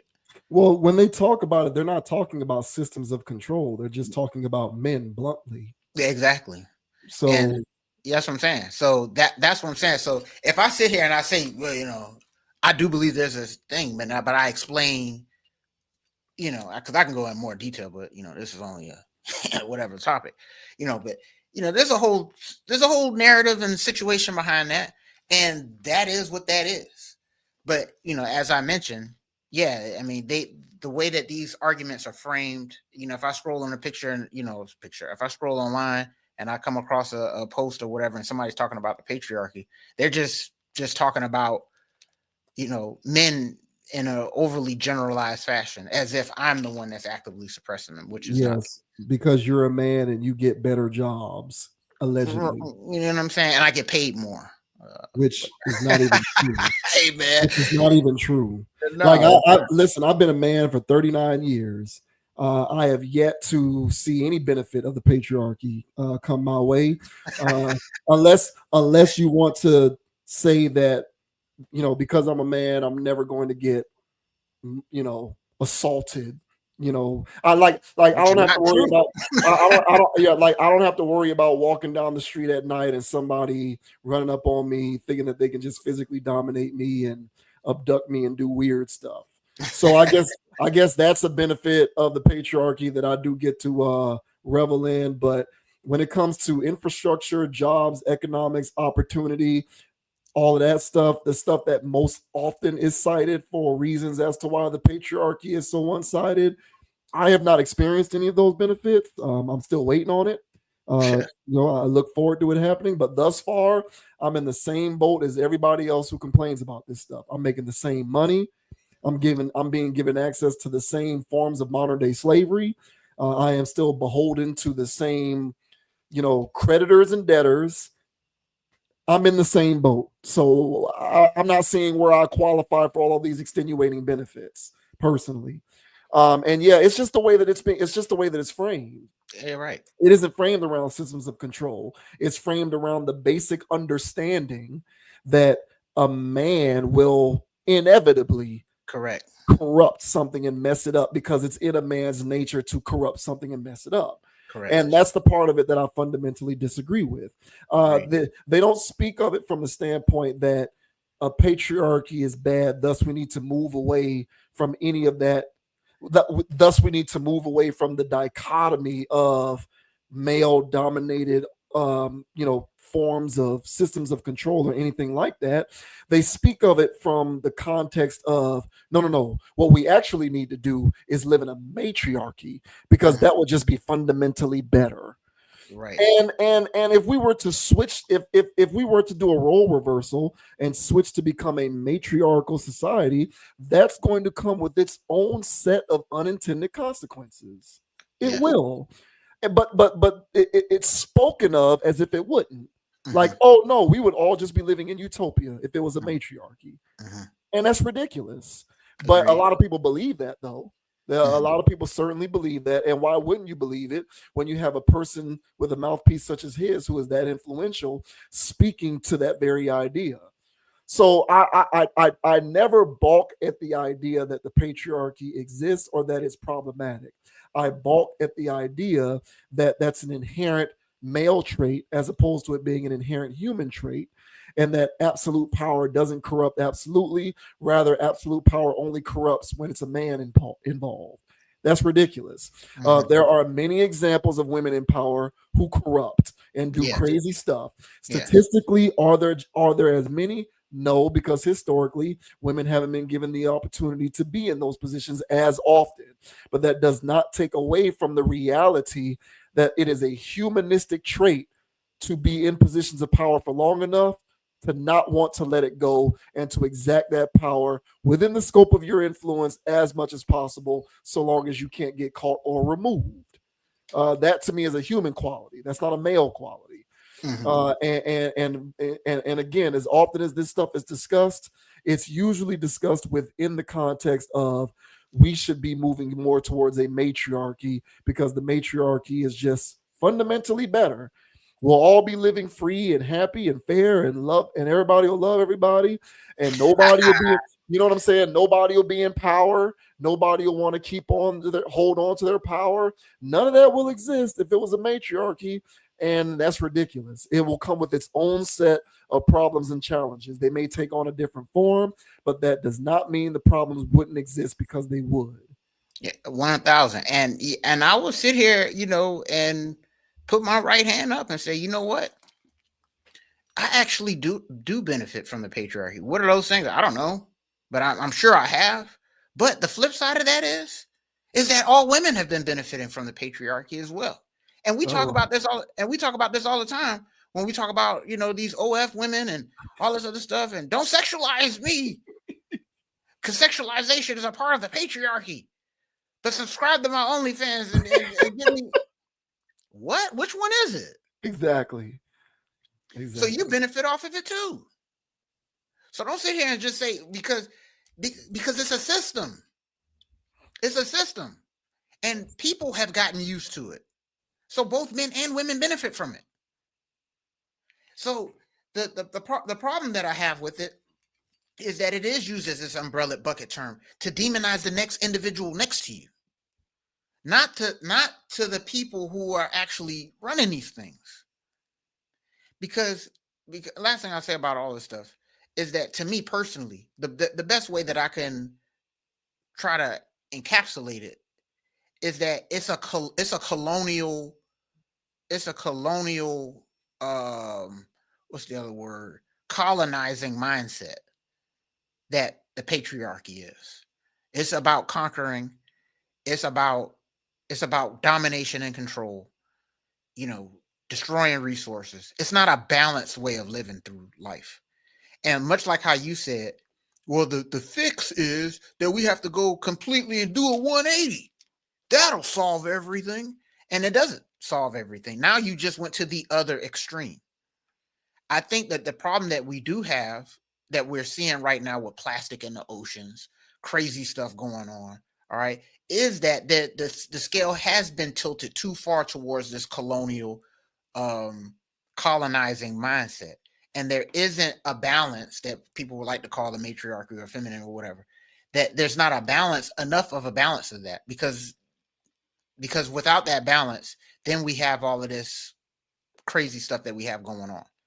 So I think there's a lack of balance.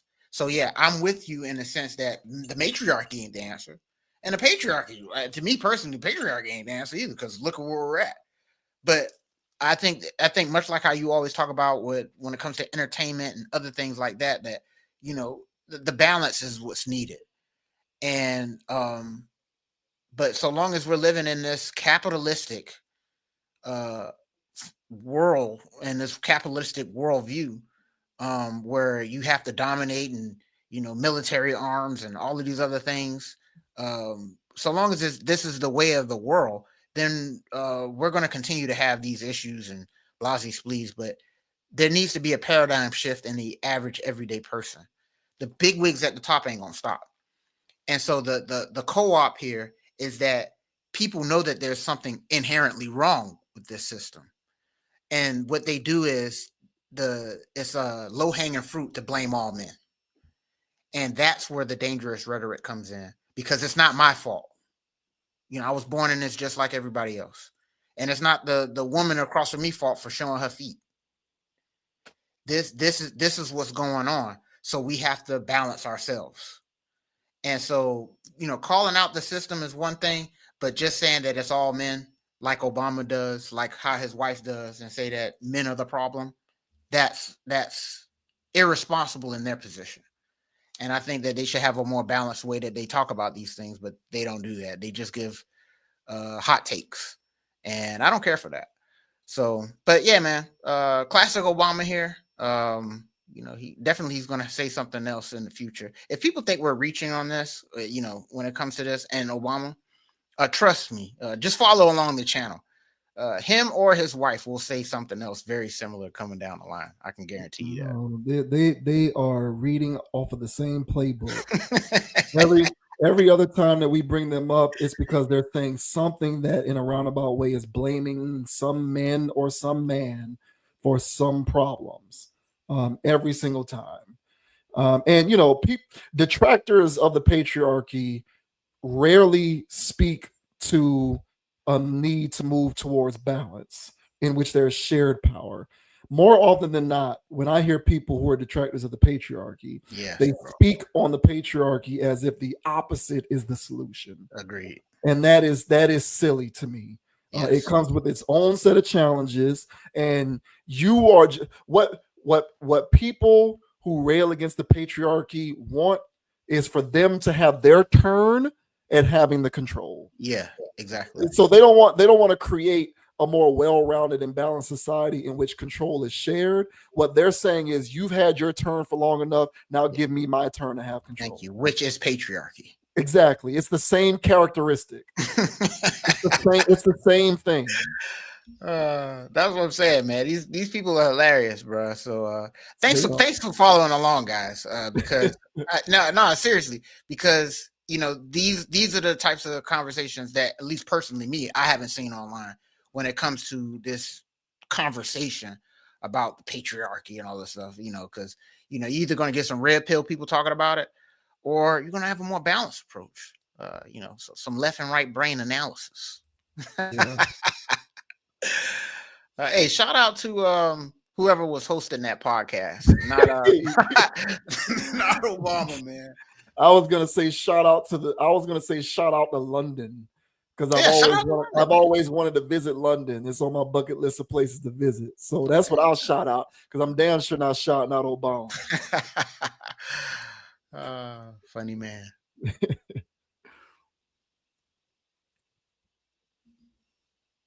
Last but not least, we have Speaking friend of of the funny channel. men. Yeah. We have friend of the channel, man. Friend of the channel, Tyrese, who's in hot water yet again. Thankfully, though, this time it isn't because he's crashing out or dealing with toxic co-parenting situations or child support payments that are due or anything like that. That's some of the stuff that we have discussed with Tyrese in the past. Rather, this has to do with some situations involving his dogs. So apparently his dogs attacked the dogs of a neighbor in his neighborhood while he wasn't located on the premises of the home. He was out of town, and so there was an arrest warrant issued for him. Is that correct? Mhm. But because he's not there, there was this idea that he's trying to evade the warrant, which is not true. He just wasn't there, and he's willing to accept responsibility for what happened. But unfortunately, he had dogs, and they put down the dog of a neighbor, and so now Tyrese's name is in the news yet again for something weird. This says Tyrese says he isn't running from animal cruelty charges filed after his dogs killed neighbor's dog. Tyrese says he isn't evading a police arrest warrant for animal cruelty. On Tuesday, in an exclusive statement to the Breakfast Club's Lauren LaRosa, Tyrese says he is not on the run after his Cane Corso dogs allegedly escaped his home and killed a neighbor's dog. Accusations that he's trying to elude an arrest emerged when he announced on Instagram that he needed time away to work on his mental health. I'll be gone till November, he wrote, revealing that he's in Los Angeles with family.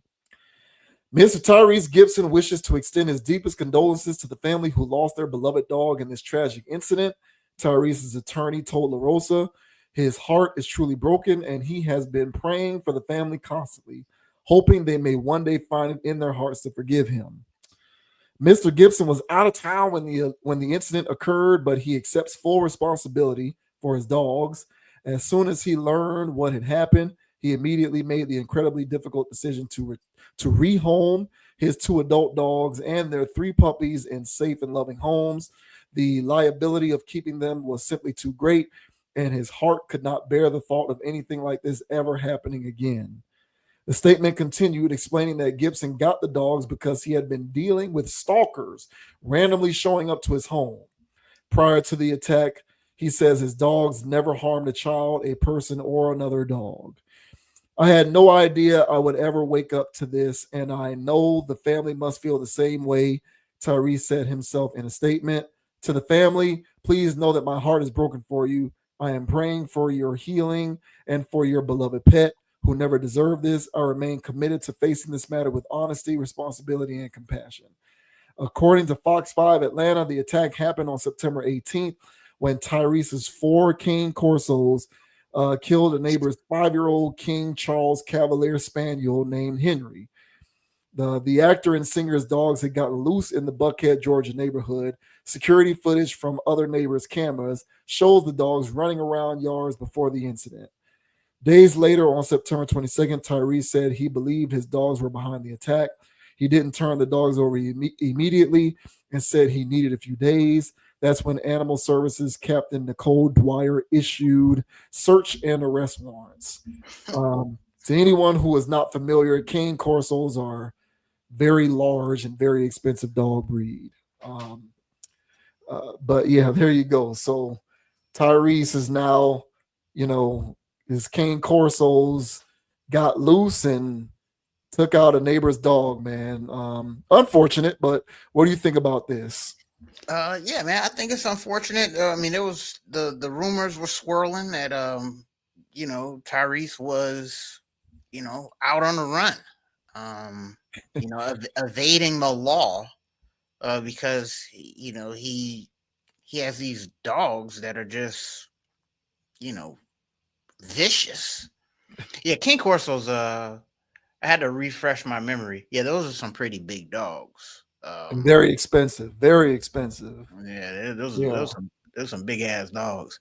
Um, I think this is more of a situation of an unfortunate thing. His alibi is that he was out of town. We'll see what the court has to say about that.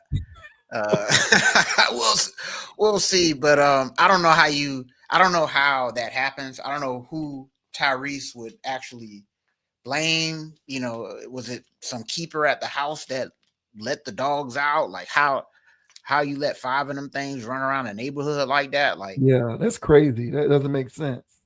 5 of them. He's lucky it wasn't a kid. Uh, he'd be in really big trouble if it was actually a young person out there with those damn dogs. So you don't want to see or hear about a pet getting unalive like that. But I think that Tyrese is on the luckier side of things, that it was only a dog and not anything else. I don't know how this would be seen as a animal cruelty situation. If the dogs got out and attacked another dog, like, I don't see how this is on him. He didn't Mike Vick the situation. He didn't sick the dog on the other dogs, allegedly. Who knows, right? So yeah, I think that this would just be water under the bridge. But as you mentioned, man, Tyrese is always making headlines. He's always out there for something.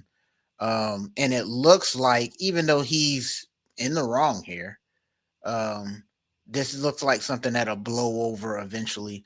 But this isn't something that, much like the child support and other stuff, that is continuously lingering around. So this might be just a one and done situation. But yeah, man, the internet was having fun with it because, Tyrese, yet again, in the news for something bizarre. So who knows, man? But what are your thoughts, man, on Tyrese clearing the air and attempting to clear his name from animal cruelty, saying that, hey, man, I was out of town when my dogs got loose? What are your thoughts, man? Yeah, he better get out in front of it. We talk about various elements of allowable speech these days, because there's really no such thing as free speech. I mean, there is technically under the law, but in terms of, can you say anything and not have to be facing consequences? Not really. Hey, man, listen. In addition to the litany of things that you can say to get canceled out here in these streets, another thing that you can get canceled for is not being an ally to animals and pets. The dog loving community is strong, and it is one that you do not want to piss off. Now, like you, this doesn't look, I'm inclined to agree, hard to connect this to any cruelty unless there's like some sort of unless it's like animal cruelty of the negligent variety, where it's like negligence. But in terms of animal cruelty, like intentionally, hard to make that leap, of course, based upon the information that we know. But I don't think that prevents the pet loving community from becoming an enemy of Tyrese. Like, I don't think it matters. No, he's done. Yeah, like, I don't think it matters whether it was negligent or intentional. I think you can get put on their short list regardless. Yes, he's done. And you don't want to be on these people's short list because they will never let it go. He's a dog killer. That's who he is. The thing about it, man, like, of all of the trials and tribulations that he has had to endure over the last 8 to 10 years or so, I would say, as quietly as it's kept, this could be one of the more challenging ones, depending on how it all pans out. Because when you're viewed as somebody who is cruel in any capacity towards pets, especially dogs, you might never live it down. Bro, like now granted, what Vic did was far more serious, of Yeah, course. of course, for sure. But Vic will never live that down. No, that's Ever. on him forever. That is going to stay with him until he dies. Yeah. And even after he dies, there are going to be people who are saying, I don't care that he died because of what he did. Like OJ or something. Yeah, like it's a wrap for him. Like for Vic, it's a wrap. So of course, this isn't as extreme of a situation as what Vic did, but it's related from the standpoint that once you draw the ire of like, you know, the pet loving community, that's another thing that you can add to the list of things that I can get canceled for. 100%. Like that's another thing that you can be viewed as radioactive because of. For real. So he better get in front of this as best as he can. Now, I said that he rehomed the dogs. I guess that's a contingency. From what I have seen, when situations like this pan out, Yeah, they get put down. the dogs get put down. Yeah. But I didn't read anywhere that the dogs got put down. He said they were rehomed. Which and basically those dogs are just violent killers, so they can't be out on the loose with other people. Yeah, they can't be adopted by somebody else. You know, so you know, get in front of this one, bro. You don't want to add this one to the list because it's going to be something that, albeit serious, is also annoying. I don't want to downplay the significance of it because I'm not trying to get the animal loving community mad, but it's like, from Tyrese's perspective, it's like, damn, now this, you know what I'm saying? Like, it's another thing. It's a nuisance. It's annoying. Like, damn, like I was in LA. I wasn't even there. But how you let 5 get loose? It was four. It was four of them. But still, that's still a lot. You know what I'm saying? Like, that's a situation where it's like, how does that happen? Right, man. How does that happen? So yeah, bro. Yeah, get in front of this one, bro. Because man, that is one community that you do not want to upset. You don't want to have, look, man, Tyrese could be at a movie premiere for Fast and Furious 27, however many of those damn things they keep making. And you don't want the PETA people showing up throwing paint on you or something crazy like that. Like they'll take it there. Oh, yeah. So that's the thing. It's like, hey man, get out in front of this. But that is something that is not insignificant. That's all I'm saying. You know, they tried to cancel Tom Brady a couple weeks ago. You saw that? Yeah. So for those of you who don't know, Tom Brady's sitting there calling the game. Now, I don't take Tom Brady as a funny man. I don't think there's anything that he can say that'll make me laugh. Genuinely, like unironically. Right. And so he's sitting there calling the game, and there's a player there. I forgot which player it was, but I think it was maybe CD Lamb. I don't know who it was, but they're banging their helmet on the ground, kicking their helmet. And then Tom Brady says, you know, that's just like your dog when you get home, you know. It's like, wait, what? That's kind of specific, bro. So at this point, you know, and so the community got after him, you know, the dog loving community. And honestly, I'm not even in the dog. I had a dog when I was a jit. I love that guy, man. I really did. You know, and when he passed, I cried. So I get it, especially for those people that they've been having dogs their whole life. Like, it's not a joke. Yeah. And so for you to say that you would come, that's like coming home and kicking your kid to those people. Absolutely. So it's like, hey, you kick your kid, throw the kid across the room. Like, you don't say that. You don't joke about that. So there's people out there right now that, you know, Tom Brady's the GOAT. Tom Brady's the best quarterback, best football player of all time. And this guy's got his King Corsos at the house or something. You know what I'm saying? But he loves his dogs. And he heard what Tom Brady said there, and he thinks Tom Brady's a prick right now. You know what I'm saying?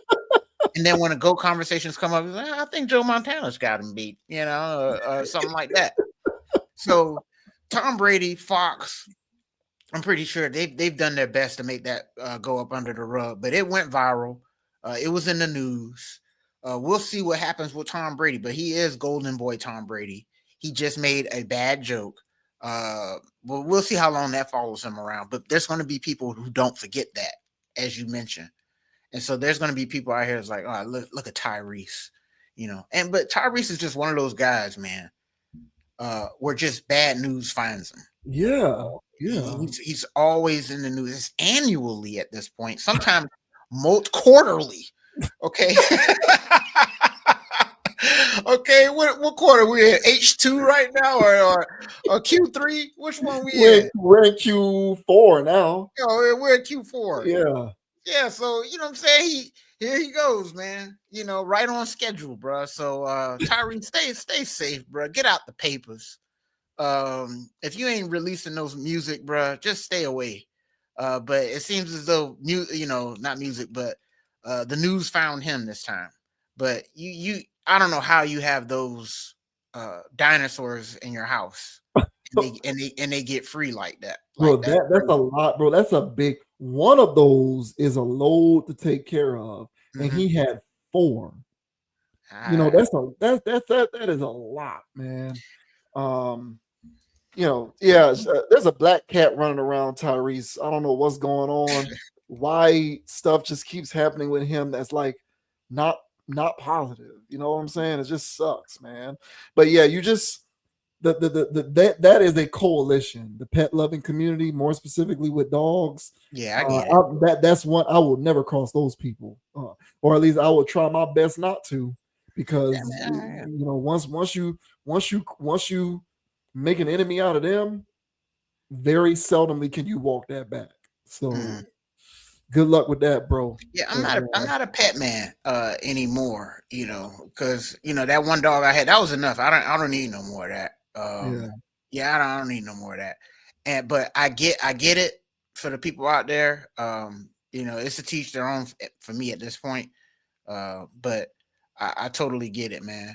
Last thing I'll say, man, you heard of that company, it's called Fresh something. It's like Fresh Pet or something like that for dogs. Yeah, I see the ads on television. It's like a controversy now, online, man, saying that stuff is hurting these dogs. And so there's people on TikTok right now. Count your days, Fresh Pet.